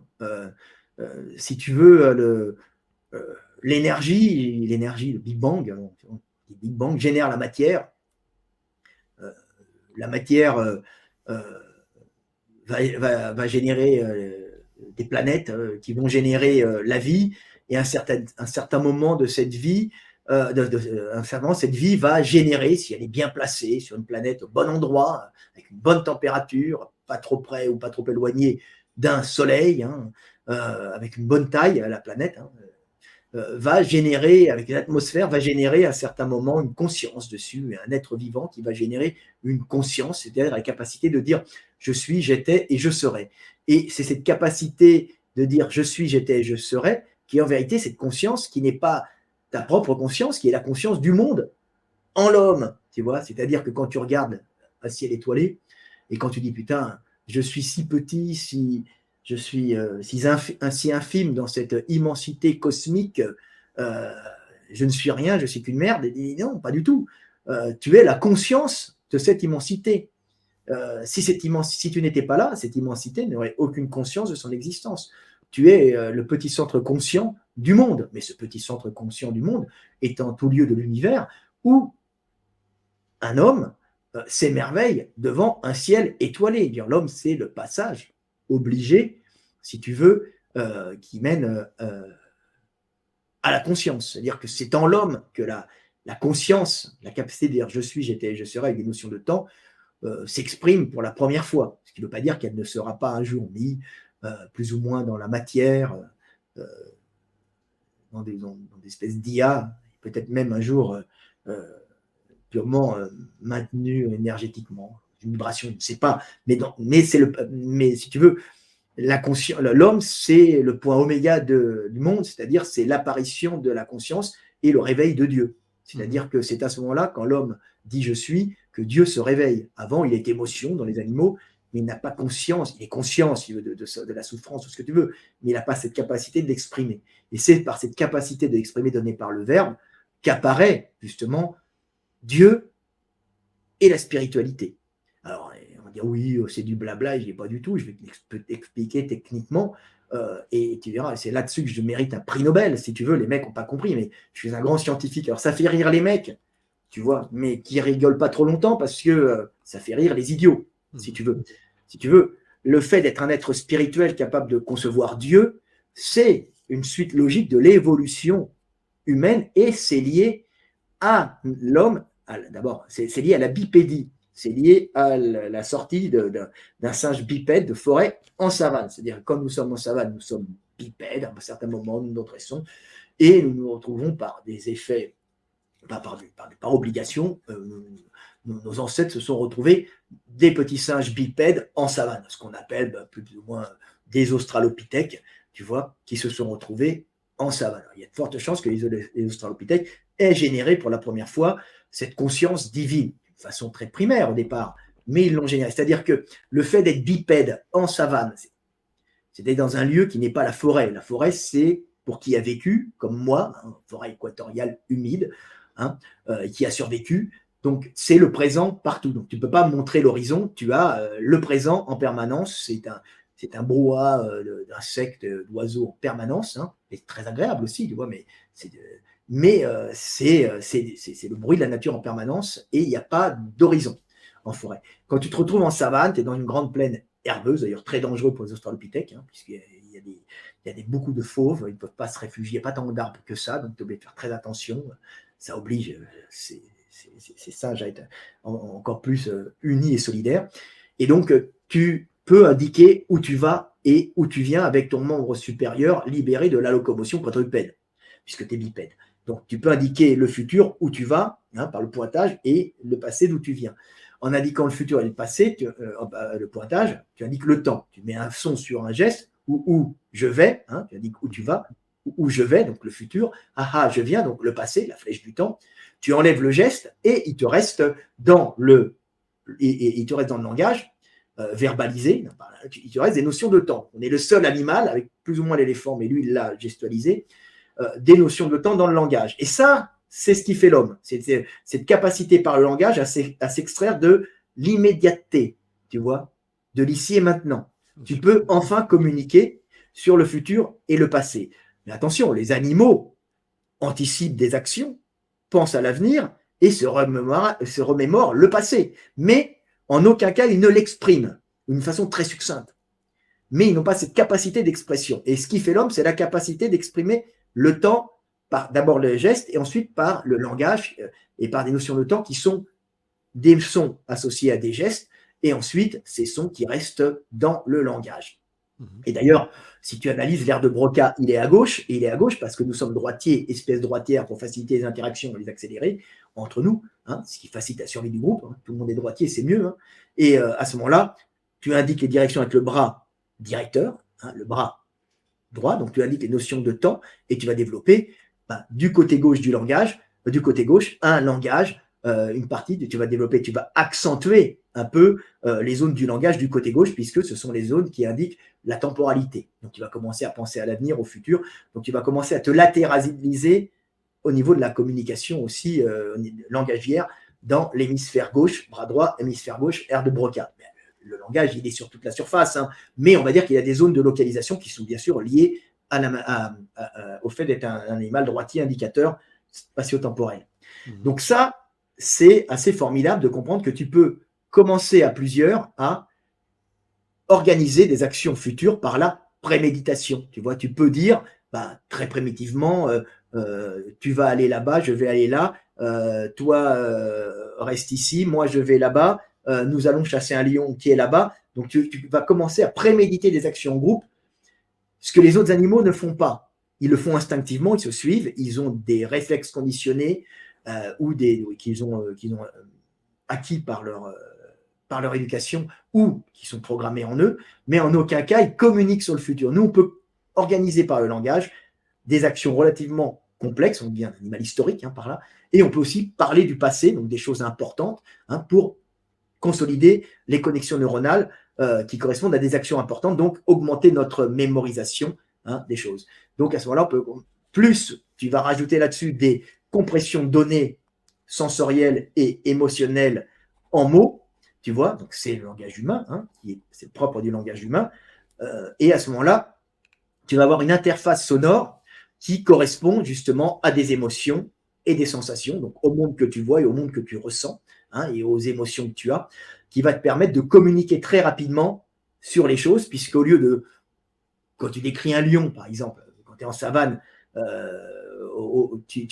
quand tu dis lion, tu n'as pas besoin de dire lion, tu vas le stocker dans quelques neurones qui correspondent à la vibration sonore lion, le son que tu reçois. Donc, mais tu n'as pas besoin de ressentir le lion avec son odeur, avec son toucher, avec sa forme, avec son son. Tu casses tout ça dans le lion et tu peux très vite parler de beaucoup de choses, mais bien sûr, sans approfondir ta visualisation. Ça sera comme de la vision faible définition, tu vois. Et si tu veux ralentir ta pensée, tu vas ralentir ta pensée. À ce moment-là, tu vas visualiser avec plus de précision, avec plus de neurones, le lion, pour pouvoir bien visualiser les choses. Mais dans ta communication, tu as cette interface sonore qui te permet de parler avec les notions de temps de beaucoup de choses en basse définition, tu vois, ce qui te permet d'avoir une communication extrêmement rapide de choses extrêmement complexes sans avoir à définir au niveau émotionnel, au niveau visuel et sensoriel cette chose avec précision. Mais tu peux le faire si tu ralentis ta pensée.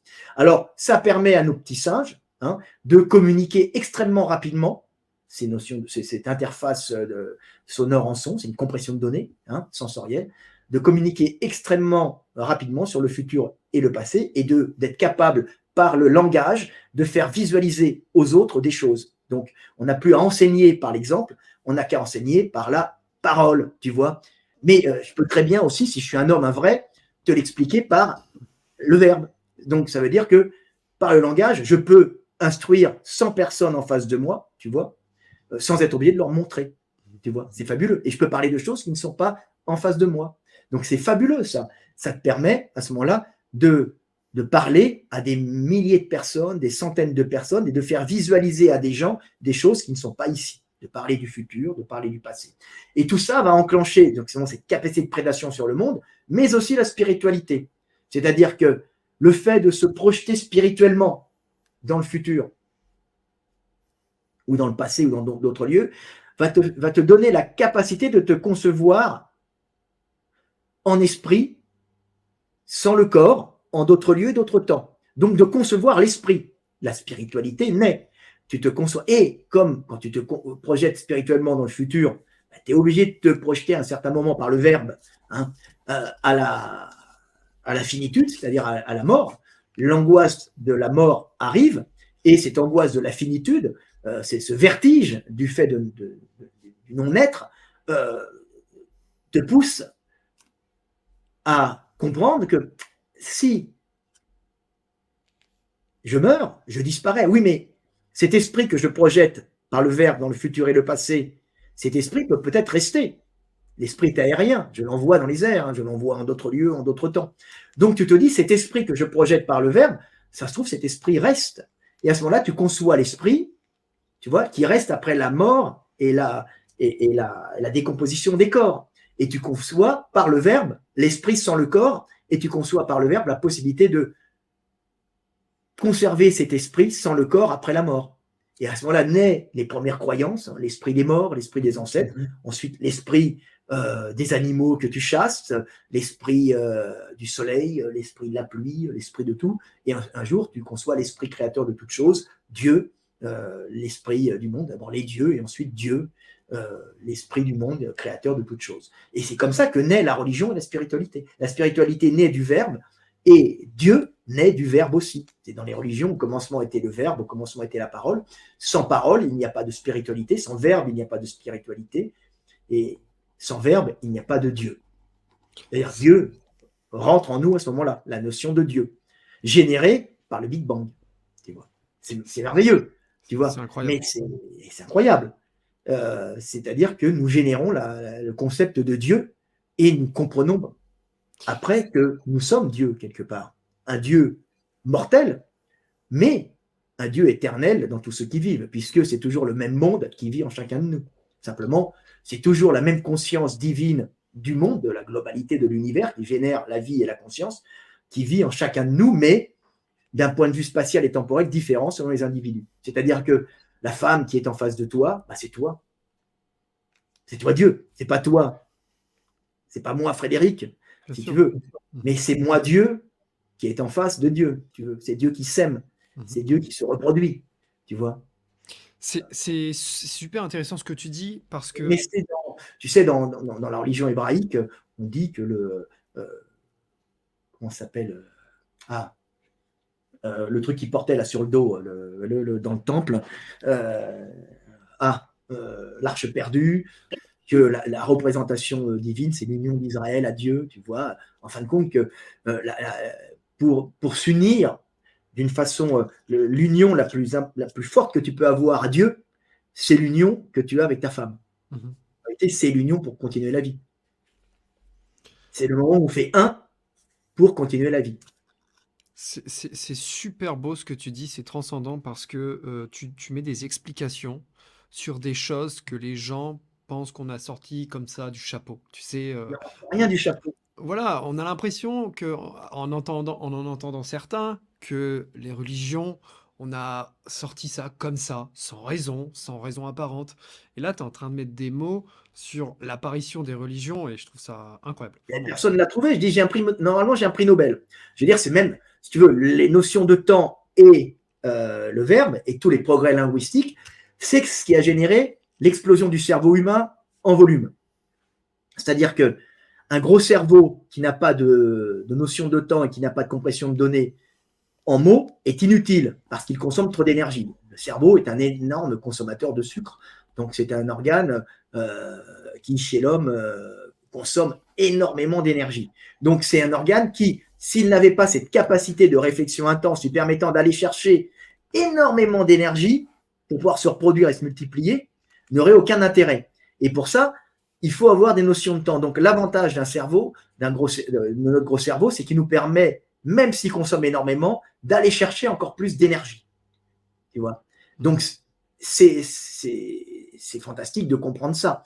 Et c'est lié aux notions de temps. Et il faut savoir que c'est tellement efficace que ces notions de temps et ces compressions de données en mots sont tellement efficaces que pour aller chercher l'énergie, qu'à chaque progrès linguistique, toute mutation entraînant une prolifération neuronale dans la zone de la cognition, de la mémorisation, est sélectionnée parce qu'elles apportent un plus, parce qu'elles sont enfin utiles pour conserver de la mémoire et effectuer des calculs très complexes pour pouvoir aller chercher encore plus d'énergie pour se reproduire.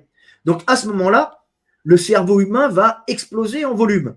Et il n'explose pas en volume parce que tu as trouvé des outils ou parce que tu as mangé de la viande. Beaucoup d'animaux utilisent des outils. Hein, c'est assez fréquent. Les singes ont des pierres, ils cassent des noix, ils ont des brindilles, ils les mettent dans des trous pour aller chercher des termites. Ils enlèvent sur les brindilles tout ce qui peut être… donc, il y a une conception du futur, tu vois, mais ils n'ont pas cette capacité de de parler de l'avenir. Ils restent figés même s'ils sont très intelligents, tu vois. Et le fait d'être carnivore, c'est pas ça qui te rend aussi plus, ça favorise à cause des acides gras essentiels là, et l'apport énergétique donné par les graisses animales surtout, pas par les protéines. Mais c'est pas ça. Les lions, ils mangent de la viande. Hein, c'est pas pour ça qu'ils envoient des satellites sur des comètes pour vérifier de quoi c'est fait. Tu vois, c'est formidable. Ou qu'ils envoient des hommes sur la Lune. Tu vois, c'est pas pour ça. Non, ce qui fait l'homme réellement et ce qui enclenche le développement du cerveau, c'est les outils linguistiques. Et à chaque outil linguistique, chaque mutation entraînant une prolifération neuronale est sélectionnée. Autrement, s'il n'y avait pas ces outils linguistiques, cette mutation, par le fait qu'elle consomme trop d'énergie, aurait été éliminée. Et tu restes avec un petit cerveau, parce qu'il n'a aucun intérêt. Un gros cerveau n'a aucun intérêt s'il ne te rapporte pas d'énergie, pareil, parce que ça consomme trop. Donc là, on a un truc qui rapporte, qui dépense énormément d'énergie, mais alors qui te rapporte encore plus. C'est un investissement boursier qui te coûterait cher, hein, mais qui te rapporterait encore plus. Ça, c'est l'homme. Il n'est pas économique. Hein. Et après, il est obligé de bouffer toute la planète. Et ces outils d'analyse comme l'IA, ça bouffe aussi énormément d'énergie. Mais alors, qu'est-ce que ça va en rapporter? D'ailleurs, dans ton bouquin, tu en parles de ça, hein. Tu dis que nous sommes des êtres spirituels capables de se projeter dans notre avenir. Et tu parles de la fameuse phrase, tu sais, Memento Mori qu'utilisaient les pirates. Souviens-toi que tu vas mourir. Et ça, je trouve ça vraiment fort, tu vois, comme expression. On se rappelle à chaque instant, on a cette idée de la mort qui va peut-être parvenir demain, peut-être plus tard. C'est les empereurs romains qui disaient ça. Ouais. Après, ils étaient sur leur char, il y avait un esclave derrière qui portait les lauriers de la victoire, aimés et adulés par le peuple, honorés, et il lui rappelait, souviens-toi que tu vas mourir. C'est-à-dire, tous les hommes finissent en poussière. Tu es poussière et tu retourneras en poussière. Mais ce qui est merveilleux, c'est de se dire que je vais mourir, mais je reste éternel dans ceux qui vivent. Je suis là. Je suis là en tant qu'être divin. C'est-à-dire c'est toujours le même Dieu qui fait l'expérience de la vie en nous tous. Je suis l'incarnation de Dieu, comme Jésus le disait. Tu vois. Et ce que disent les musulmans, tu vois, des fois, c'est tout le monde, la sagesse, toutes les religions sont. Bon, leur sagesse, elles sont adaptées à des hommes en fonction des climats, mais les musulmans disent souvent j'aime Dieu en toi. Parce que les musulmans disent il y a une seule chose à vénérer, c'est Dieu. Ils ne sont pas tort. La seule chose qu'il faut vénérer, c'est Dieu. Dieu. Et pour aimer, c'est aimer et vénérer Dieu. Pour aimer et vénérer Dieu, comment tu veux faire? Ben, il faut servir, il faut aimer et servir Dieu. Et pour aimer et servir Dieu, il n'y a qu'une solution. C'est aimer et servir les hommes. C'est tout. Puisque nous sommes conscience divine. Donc c'est le secret. Bien sûr, ton ennemi, c'est Dieu. Et des fois, il faut l'éliminer, parce qu'il nuit au groupe. Donc il nuit à la majorité. Alors, bien sûr, il y a des gens qui veulent t'éliminer parce qu'ils veulent prendre ton énergie et qui sont nuisibles au groupe aussi. Donc, ceux-là, il faut les éliminer aussi. On ne dit pas qu'il faut te faire massacrer. On dit que tu dois aimer même tes ennemis, même si tu les élimines. Car tu sais que ce sont des consciences divines qui n'ont pas conscience de leur divinité. Et quand tu fais du mal, enfin, quand tu te protèges de quelqu'un qui te fait du mal, indirectement, tu te fais du mal aussi à toi-même. Bah, indirectement, il faut limiter la souffrance. Malheureusement, des fois, tu es obligé de faire souffrir l'autre, tu vois. Mais le but d'un homme, c'est le but de la vie, c'est de continuer la vie, bien sûr, et d'être heureux. Mais la joie ne peut être conçue que par rapport au bonheur, à la souffrance, tu vois. Et d'ailleurs, c'est Jacques Brel aussi qui dit le plaisir ne peut être conçu que par rapport à la souffrance, la joie par rapport à la tristesse. C'est des intensités, mais il faut essayer de rechercher la joie et le bonheur. Tu vois. Ce que disait Raël, il n'a pas tort, Raël. Nous sommes faits pour être heureux. Oui, on est fait pour être heureux. Il grattait sa guitare en disant que les Élohim arrivaient et il regardait les anges, ces anges avec des plumes roses, que les Élohim arrivent ou pas, qu'ils les aient inventés ou pas, tout le monde était heureux. Aux gens qui nous écoutent là aujourd'hui et qui te demanderaient, mais Frédéric, comment je fais pour être heureux? Tu leur dirais quoi? Il faut relativiser déjà. Tu vois, tu as le chauffage central, tu chies dans des chiottes où tu peux tirer la chasse. Hein, tu sais, avant, tu étais obligé de te torcher avec de l'herbe, hein, et puis il faisait froid, tu étais obligé d'aller chercher du bois. Et puis, tu as mangé, hein, il faut te dire ça, tu vois. Et puis, essayer de ne pas être un esclave, c'est-à-dire essayer d'améliorer sa situation en prenant conscience de qui tu es, où tu es. Tu vois, et ça, c'est le principal. À partir du moment où tu prends conscience du monde, tu vois, et de ce que sont les hommes, tu en veux à personne. Même les politiques, ils sont comme ça parce que le monde les rend comme ça. Mhm. Tu vois. Après, il faut essayer d'être bon. Il n'y a rien de plus agréable au monde que de te regarder dans la glace en disant « je suis un homme bon ». Tu vois. C'est ça. Le miroir est fondamental. Mhm. Tu vois. J'agis pour le bien des autres et pour mon bien. Alors, pour ton bien aussi, tu ne vas pas te laisser massacrer. Tu vois. Mais il faut agir pour soi et pour les autres. Puisque si tu commences à dire que pour les autres, tu vas te détruire progressivement parce que tu n'as pas assez. Si tu agis pour toi, tu détruis le monde autour de toi. Tout est un équilibre, tout est la voie du milieu. Il faut trouver la voie du milieu. Tu vois, mais il faut toujours relativiser les choses. Tu vois, jusqu'au moment où tu ne peux plus relativiser les choses et tu dis, bon, il est temps que je parte. Totalement. Et dans ton bouquin, parce que tu l'as abordé un peu là, juste en amont, tu nous as parlé de libre arbitre. C'est une notion aussi que tu utilises dans l'éveil des consciences et tu nous l'expliques aussi avec le terme de liberté. Pour toi, le libre arbitre n'existe pas réellement. Non. Il faut se battre et chercher la liberté. Donc, mon livre s'appelle L'éveil des consciences ou comment devenir un homme libre. Donc, le but, c'est de chercher à être libre en sachant que nous sommes programmés. Puisque nous ne sommes pas réellement libres de ce que nous sommes. Tu vois. Donc, il faut se libérer de la hiérarchie des hommes pour devenir symboliquement esclave de Dieu. Tu vois. C'est ça que je veux dire. C'est-à-dire agir pour le bien du monde et le bien de Dieu. Mais les gens qui se croient libres, je suis libre, j'ai ma liberté de penser, je dis attends, on va relativiser. Tu es la mémoire génétique de ta lignée. Donc, ce sont des automatismes. Alors, tu es une certaine biologie qui réagit de telle façon au monde, mais tu es des automatismes de réaction hérités de tes ancêtres qui font que tu réagis d'une certaine façon au monde, automatiquement, parce que tu reçois du monde par tes sens. Tu es aussi ton éducation et ta confrontation au monde. Ce qui fait que ton éducation et ta confrontation au monde remplit ta petite cervelle d'automatismes de réaction, de réflexes conditionnés, si tu veux, tu vois, que tu vas avoir en fonction de ce que tu as vécu. Et ça fait ta personnalité, un mélange de génétique et d'éducation et de confrontation au monde qui font ce que tu es et qui se modifient en permanence puisque le cerveau est relativement malléable et comme tu reçois toujours des choses nouvelles du monde, tu modifies tes connexions neuronales et tes réactions automatiques au monde. Et quand tu dis je suis libre de ce que je veux penser, je dis n'oublie pas que tes pensées surviennent sans que tu en contrôles leur venue. C'est-à-dire que tes pensées surviennent en fonction de ce que tu reçois par tes sens du monde. Donc, tu es un automatisme de réaction, quoi que tu le veuilles. Bien sûr. Tu n'es pas libre.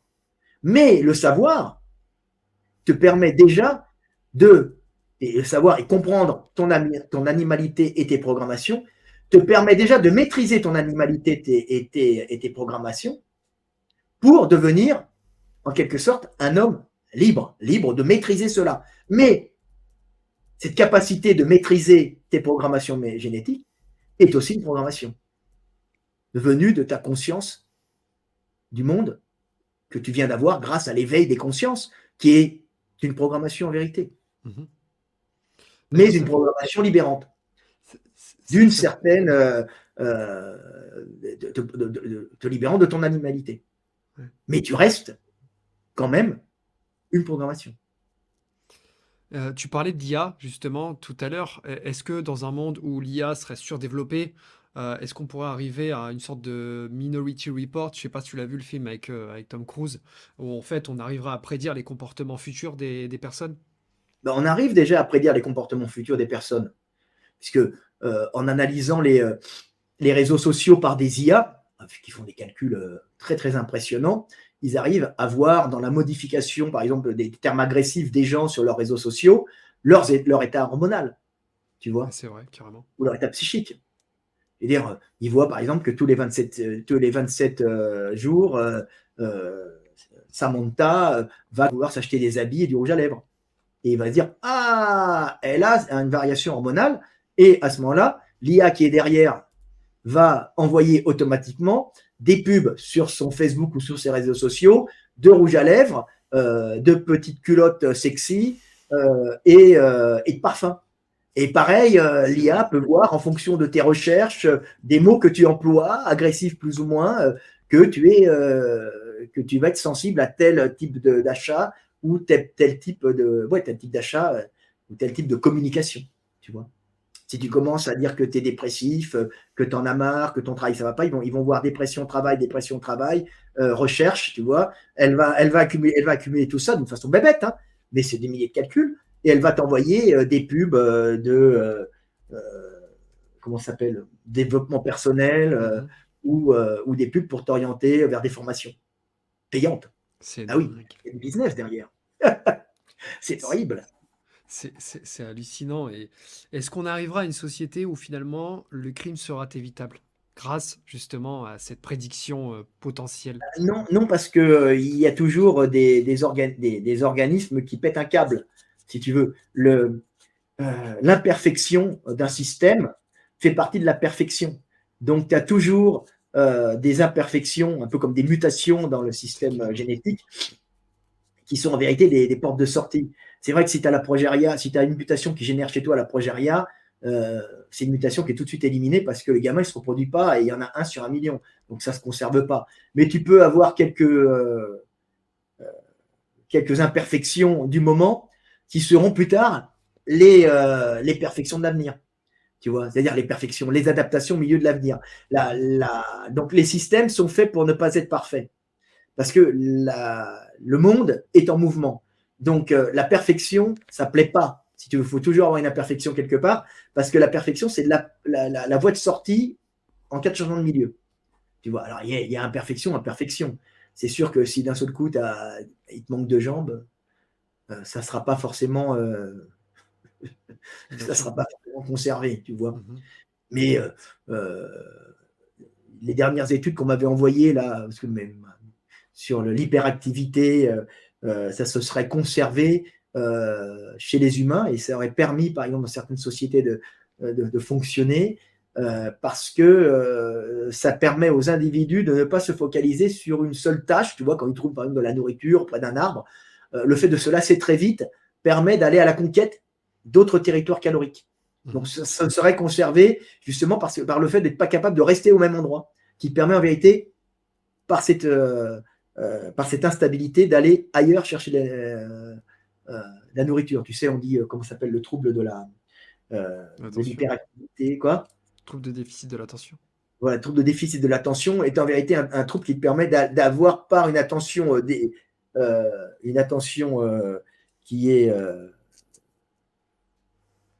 déficitaire en concentration, la possibilité d'aller chercher de l'attention ailleurs et de la découverte. Donc ça, c'est une théorie, mais une théorie qui n'est pas con du tout, tu vois. C'est vrai que... Et c'est un défaut pour... Voilà, ça s'équilibre. Un mal pour un bien. Donc, l'IA ne pourra jamais vraiment dominer les choses. Elle peut dominer, elle va être hyper importante, elle va éliminer pas mal de boulot dans la société, tu vois.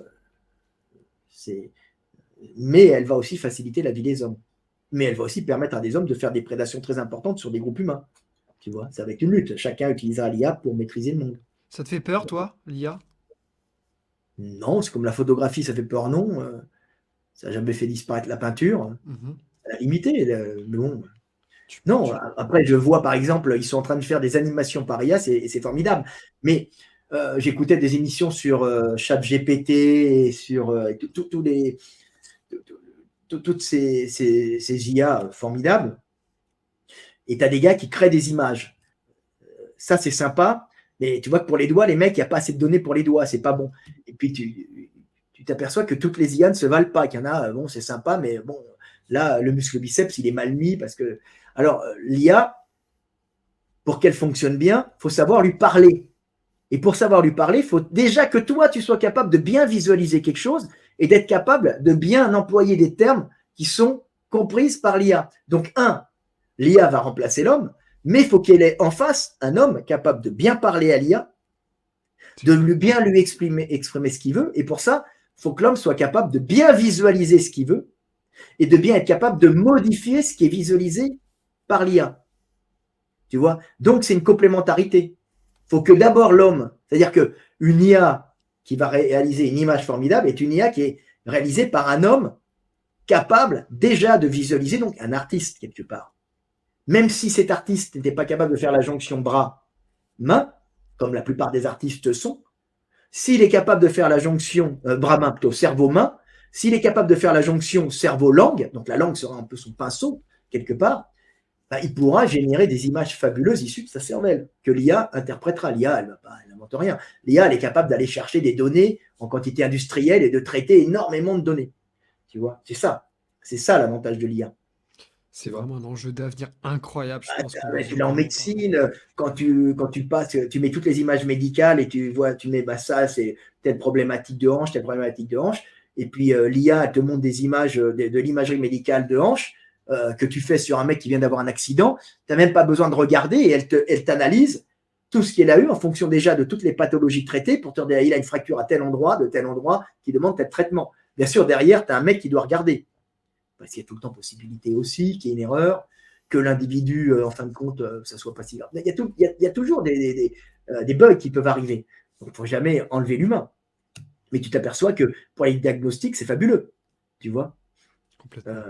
même en juridique, le mec, il va chercher jurisprudence pour si. Puis, tu n'as plus besoin d'avoir trois petits avocaillons qui sont là avec un, comment ça s'appelle, un partenaire, je ne sais pas quoi, là, qui les dirige. Tu appuies un bouton et puis tu as toute la jurisprudence qui apparaît sur ce domaine. Ça va être incroyable. Ah bah oui, bah ça c'est l'IA. Au niveau médical, tu n'as plus besoin des fois de faire d'expérience sur certaines molécules. Tu vois, il suffit de prendre une molécule, de tester une molécule par l'IA, c'est-à-dire regarder en fonction de la molécule les attaches qu'elles peuvent avoir avec telle autre molécule que tu trouves dans la nature, pour savoir la molécule que tu vas créer, quels vont être ses effets bénéfiques et négatifs sur l'organisme, puisqu'elle va calculer par la structure de la molécule toutes les attaches moléculaires possibles avec toutes sortes de molécules créées dans l'univers ou même inventées. Donc, elle va te générer les anticancers les plus efficaces, ceux qui ont le moins d'effets secondaires, ça veut dire ceux qui, par cette forme de molécule, ne vont pas générer par interaction d'autres problèmes sur le corps, uniquement par le nombre d'attaches que peut avoir cette structure moléculaire et ses capacités d'accrétion avec des autres structures moléculaires. Tu vois, c'est formidable. Donc, sans faire d'expérience, tu es capable de voir quelle molécule ira avec quelle molécule, quels effets secondaires aura cette molécule, tu vois, quels effets positifs et secondaires ira, puisque des fois, on ne va peut-être pas trouver tout, tu vois, et tu vas pouvoir même en créer, tu vois. Ça va être Comment les créer, tel principe fait. Alors après, ça c'est en laboratoire, tu vas les créer toi-même, tu vois, mais c'est comme ça. C'est fabuleux. Des traitements de données, de calcul. Ça va être génial. incroyable. Écoute, Frédéric, je trouve ça passionnant. Là, je vois qu'on arrive à quasiment déjà 2 heures d'enregistrement. J'ai vraiment pas vu passer le temps. C'est super Tu vois. intéressant ce que tu dis. Comme je dis toujours, je suis un des plus intelligents que tu puisses rencontrer, mais j'ai pas l'air. Mais Tu vois, c'est ça qui me gêne. Alors, ça les énerve, les mecs, parce qu'ils croient que je suis con. Je dis non, mec, tu vas voir, je suis même très intelligent. Quand je rentre dans une usine, il n'y a pas de problème pour moi, tu vois. Je passe au bureau du boss, tu vois. de toute façon, ça c'est historique. J'ai l'impression qu'on a tout, enfin les incompris, tu sais. Ah, mais moi, je suis compris. Les mecs, il n'y a que les zététiciens qui n'ont pas compris. Ouais, Mais mais tu sais, il y a beaucoup quand tu de. vends 5 millions de livres et quand tu rentres dans des usines et que tu équipes après les Jeux Olympiques, la Coupe du Monde de rugby, tous les crêpes, et que tous les sportifs de haut niveau disent putain, c'est bon, c'est que tu connais la biomécanique et la mécanique et tu es capable de t'intégrer par la compréhension des systèmes dans un système de production industrielle où tu fréquentes les PDG, les ingénieurs et les ouvriers. Bien sûr, bien sûr. Mais c'est très français, encore une fois, enfin, ces gens qui te critiquent, ils ne te comprennent pas, alors ils te critiquent, tu sais. Ah ben non, c'est parce qu'ils s'aperçoivent que je suis plus intelligent qu'eux. Aussi. Ça les énerve. Mhm. Tu vois, ça les énerve. La dernière critique des zététiciens, c'est de dire Delavier, oui, j'étais avec lui.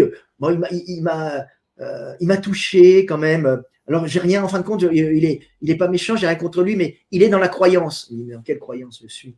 Moi, c'est la science qui compte. Moi, Bien quand sûr. je parle, tu as bien vu, c'est pragmatique, j'invente rien.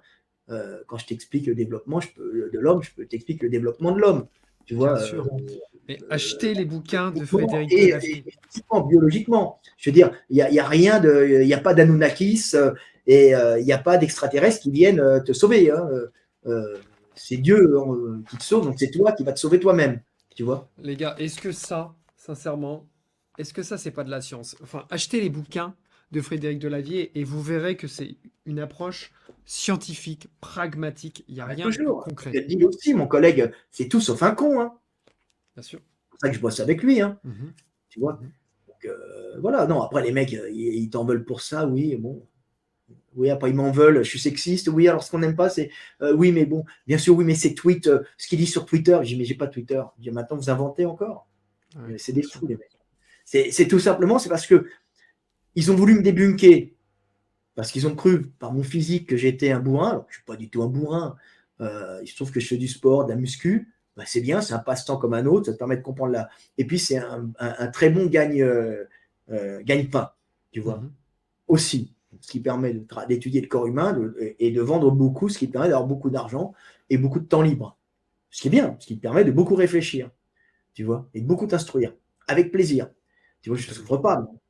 Et donc, évidemment, les mecs, ils ne comprennent pas. Mec, ça fait 40 ans que j'étudie Bien sûr. à fond. Et j'avais juste une petite dernière question avant de te poser mes questions de fin. L'IA, est-ce que tu penses que ça va justement faire du mal à ces métiers créatifs, à ces métiers de créatifs? Bah, oui et non.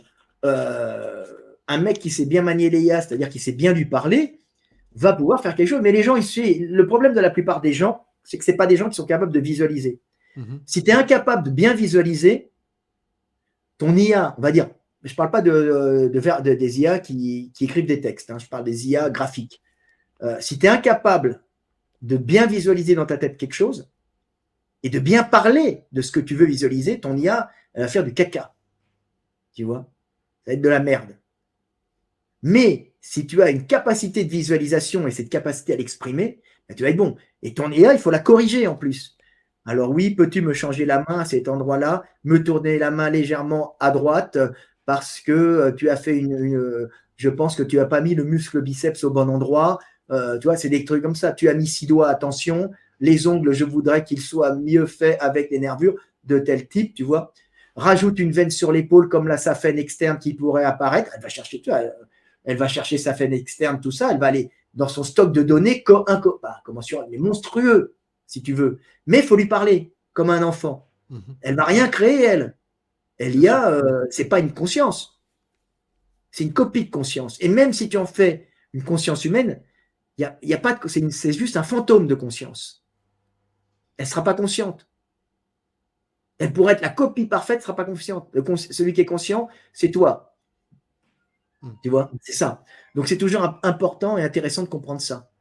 Bon, écoute, Tu vois. c'est super intéressant. Je me permets juste de te Donc poser il y a beaucoup de boulots qui vont disparaître. disparaître. Mais tu as des mecs qui vont s'en sortir. Et aussi, tu vas pouvoir créer des médicaments, optimiser énormément de choses qui vont aider les hommes. Mais bon, tu peux très bien générer des IA pour tuer des gens, comme on voit en Ukraine, où Mhm. Russes et Ukrainiens génèrent des drones avec des IA capables de repérer des mecs et de tomber à un certain moment sur les mecs et sachant où ils sont, puisqu'ils sont déjà programmés avec des intelligences artificielles pour aller pister les mecs et les faire exploser quand ils sont à tant de nombre, tout ça, tu vois, parce qu'il ne faut pas les faire sauter s'il y en a un seul, il faut les faire sauter s'ils sont 3 ou 4 ou 5, parce qu'autrement, ça coûte trop cher par rapport à la machine que tu vas faire sauter. On est tout le temps dans des calculs d'épicier. Mais l'IA peut être utilisée aussi pour te vendre des merdes sur Internet, comme pour pouvoir trouver des médicaments pour lutter contre le cancer, tu vois, ou t'empêcher de vieillir trop rapidement. Mhm. Tu Ça vois. va être super intéressant de voir cette évolution qui est toujours plus rapide là. On le voit chaque jour, chaque semaine, il y a une nouvelle Ouais. découverte. C'est Bah, évidemment, elle peut être pervertie. Tu sais, dans un premier temps, l'IA, l'IA avait été laissée un peu débridée, si tu veux. Et progressivement, elle s'affine, tu vois. C'est le problème de l'IA qui peut dévier. Alors, tu as des mecs derrière qui sont là pour corriger. Donc, c'est des choses qui se rééquilibrent.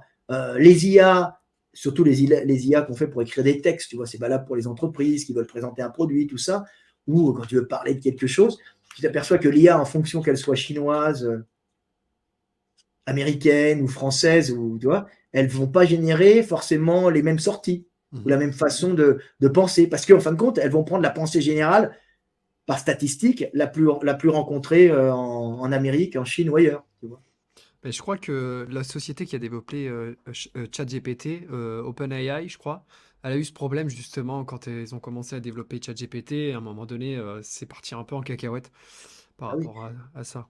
Ce qui va fausser les données de l'IA. Alors pendant un certain temps, parce que l'IA, au bout d'un moment, va être rectifiée par le nombre de données justes qui arrivent par rapport aux données fausses.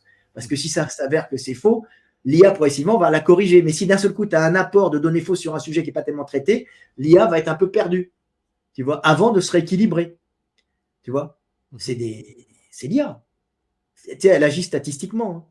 Elle met un mot après un autre parce que statistiquement, après ce mot, il y a tel mot qui doit arriver. Tu vois, ou après telle lettre ou tel groupe de lettres, on se retrouve en général avec tel groupe de lettres qui va après. Tu vois, elle va calculer même des morceaux. Donc, elle ne pense pas au sens des choses réelles. Elle met ce qui, le plus souvent, est utilisé et statistiquement est ce qu'on retrouve. Tu vois, par exemple, tu vas dire écris-moi, je ne sais pas, un texte sur le. J'aime bien le sortir parce que c'est pas moi qui le sors, c'est les mecs qui s'occupent de l'IA.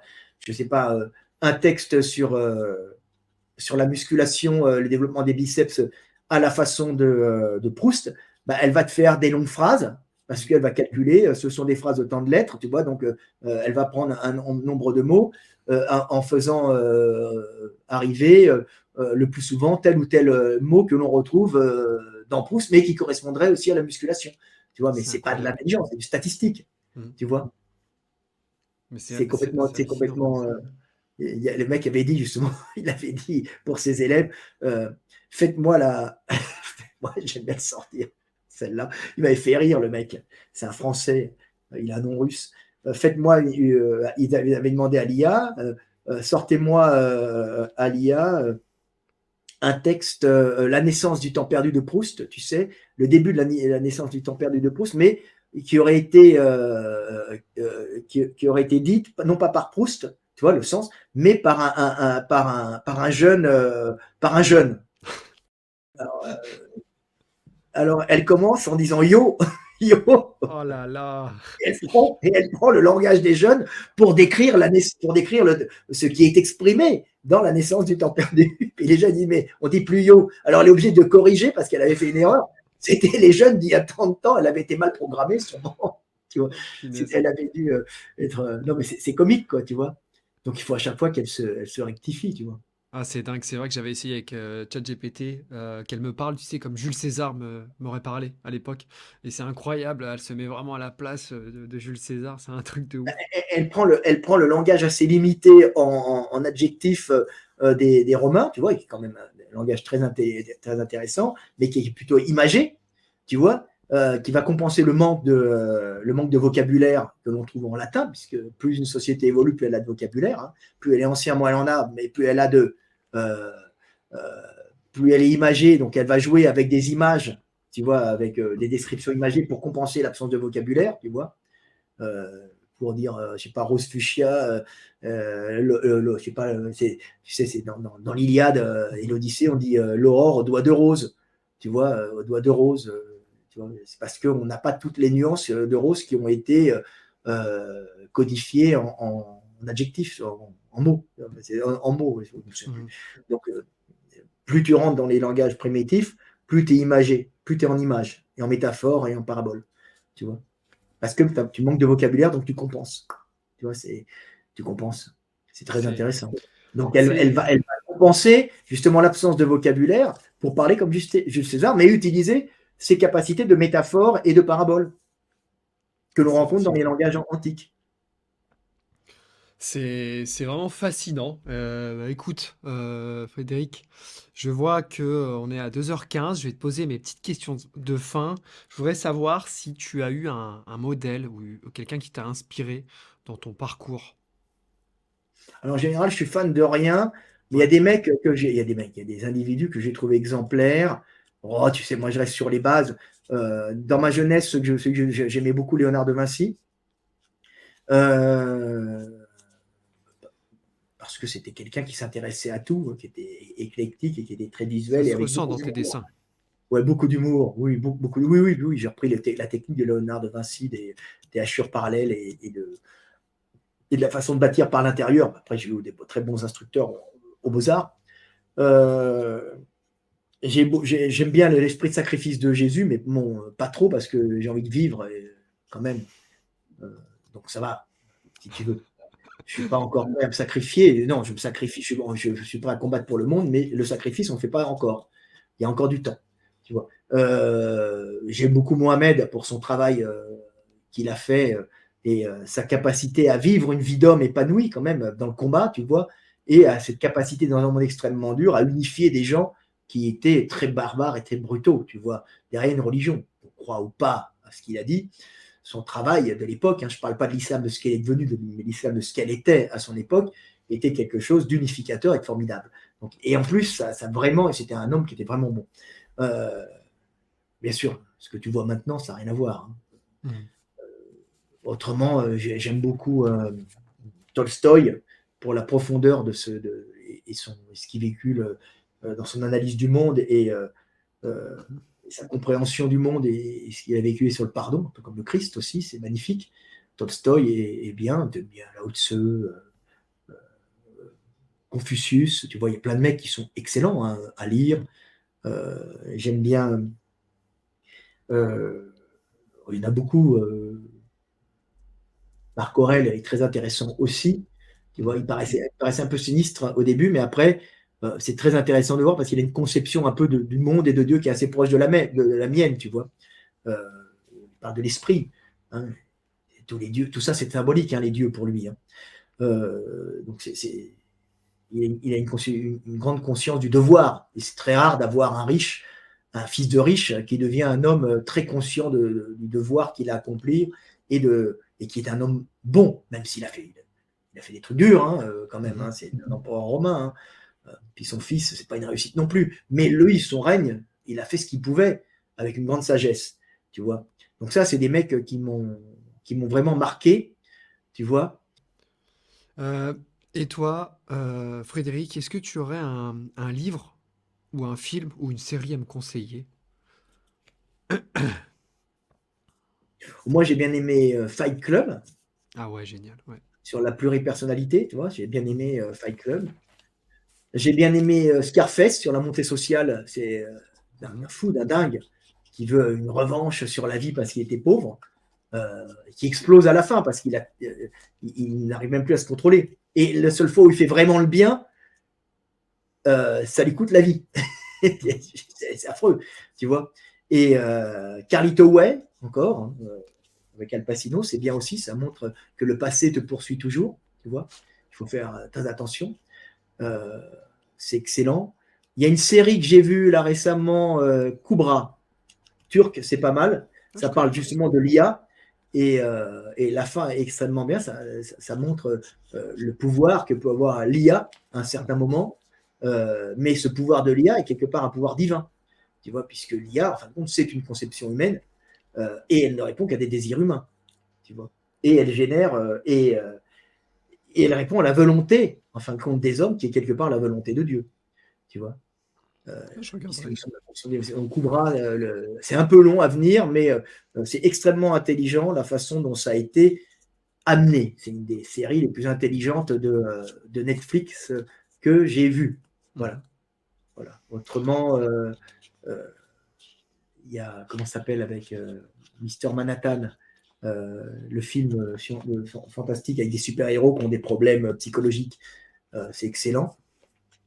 Ouais, Euh, euh, Mister Manhattan, regarde qui est-ce qui. Ça, c'est bien, tu je vais vois. regarder. Mister Manhattan. Docteur Manhattan. Mister Manhattan. C'est je me souviens même plus. Moi les Watchmen. noms. Voilà. Comment t'appelles ça? Watchmen. Les Watchmen. Les Watchmen, c'est excellent. Ouais.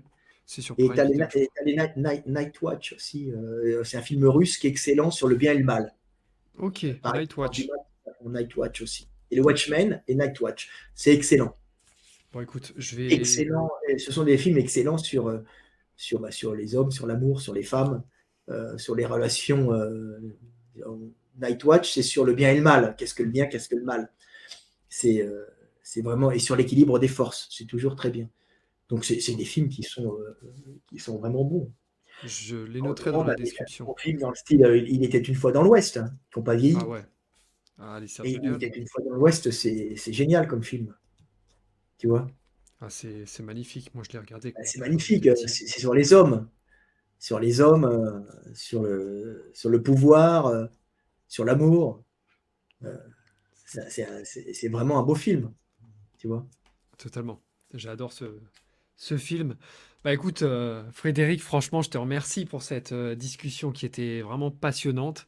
Je te remercie d'avoir pris le temps aussi de venir ici, d'avoir répondu à mes questions et puis de m'avoir aussi partagé toutes ces idées-là. J'invite les gens qui nous écoutent ou qui nous regardent aussi à acheter tes bouquins parce que franchement, bah, ils en auront pour leur argent. C'est des pépites, c'est de la qualité. Franchement, moi, j'adore. Est-ce que tu aurais, Frédéric, un dernier mot avant de se quitter? Ben, je sais pas. Paix sur terre, mes frères, et aimez-vous les uns les autres. Ah bah, ce sera les derniers mots, c'est magnifique. Ça Bah, a déjà écoute, été dit, mais bon, il faut le redire de temps en temps, c'est parce clair. que des fois, on est un peu mal barré. Tu vois. Mais bon, après la pluie, le beau temps, tu vois, Ouais, c'est clair. la Bah écoute, je vais couper l'enregistrement, mais reste un peu avec lumière moi. revient après les ténèbres. Ouais. En tout cas, je remercie les gens qui nous ont écoutés jusque-là. Bah, vous avez la possibilité aussi de vous abonner à ma chaîne YouTube, Horatio Podcast. Vous pouvez écouter aussi cet épisode sur Spotify, sur Deezer, sur Apple Podcast et puis toutes les plateformes de streaming en ligne. Voilà, je vous remercie. Encore merci à toi, Frédéric. C'était On verra le génial. lien. Je t'enverrai le lien. T'avais fait combien avec l'Artigo? Parce que l'important, c'est que le message passe. Alors, avec Gilles, sur sa chaîne, là, en l'état, à l'heure où on parle, on est à 6000 vues. Il l'a publié il y a deux Ah, sur sa jours. chaîne. Voilà. Il a publié il y a 2 jours. Sur la mienne, on doit être à peu près à 1200 vues à l'heure où on parle. T'as qu'à me Donc, l'envoyer, et je la mettrai sur la mienne, ça fera peut-être des vues. ok, bah écoute, je t'enverrai notre entretien comme ça. Tu pourras la mettre aussi sur ta chaîne. Et puis, c'est un grand plaisir. Et puis sur Spotify aussi, les écoutes d'école.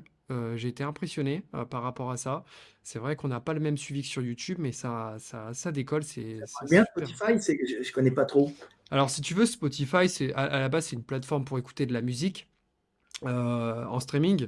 Et maintenant, les créateurs mettent beaucoup de podcasts en version audio. Tu sais, parce que on est souvent dans les transports, on fait beaucoup de routes ou des choses comme ça. Et des fois, au lieu de mettre de la musique, bah, on se met un podcast et puis on apprend des choses et c'est génial.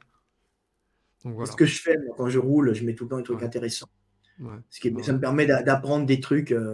Bah, tiens, là, si je vais travailler ce soir, je vais mettre le précepteur. Bon, c'est Ouais. pas une chaîne scientifique, mais c'est sympa à écouter, j'aime bien.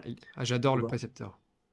Mm. Après, des fois, moi, j'aime bien. Alors, ce que je préfère chez le précepteur, c'est quand lui parle lui-même. Tu vois, quand il ne parle plus il parle des philosophes, et Mhm. quand lui, après, il apporte sa vision S- du Sa monde. vision sur la Voilà. vie. Mhm. Voilà, son avis. Moi, j'aime bien son avis parce que c'est très sage, toujours.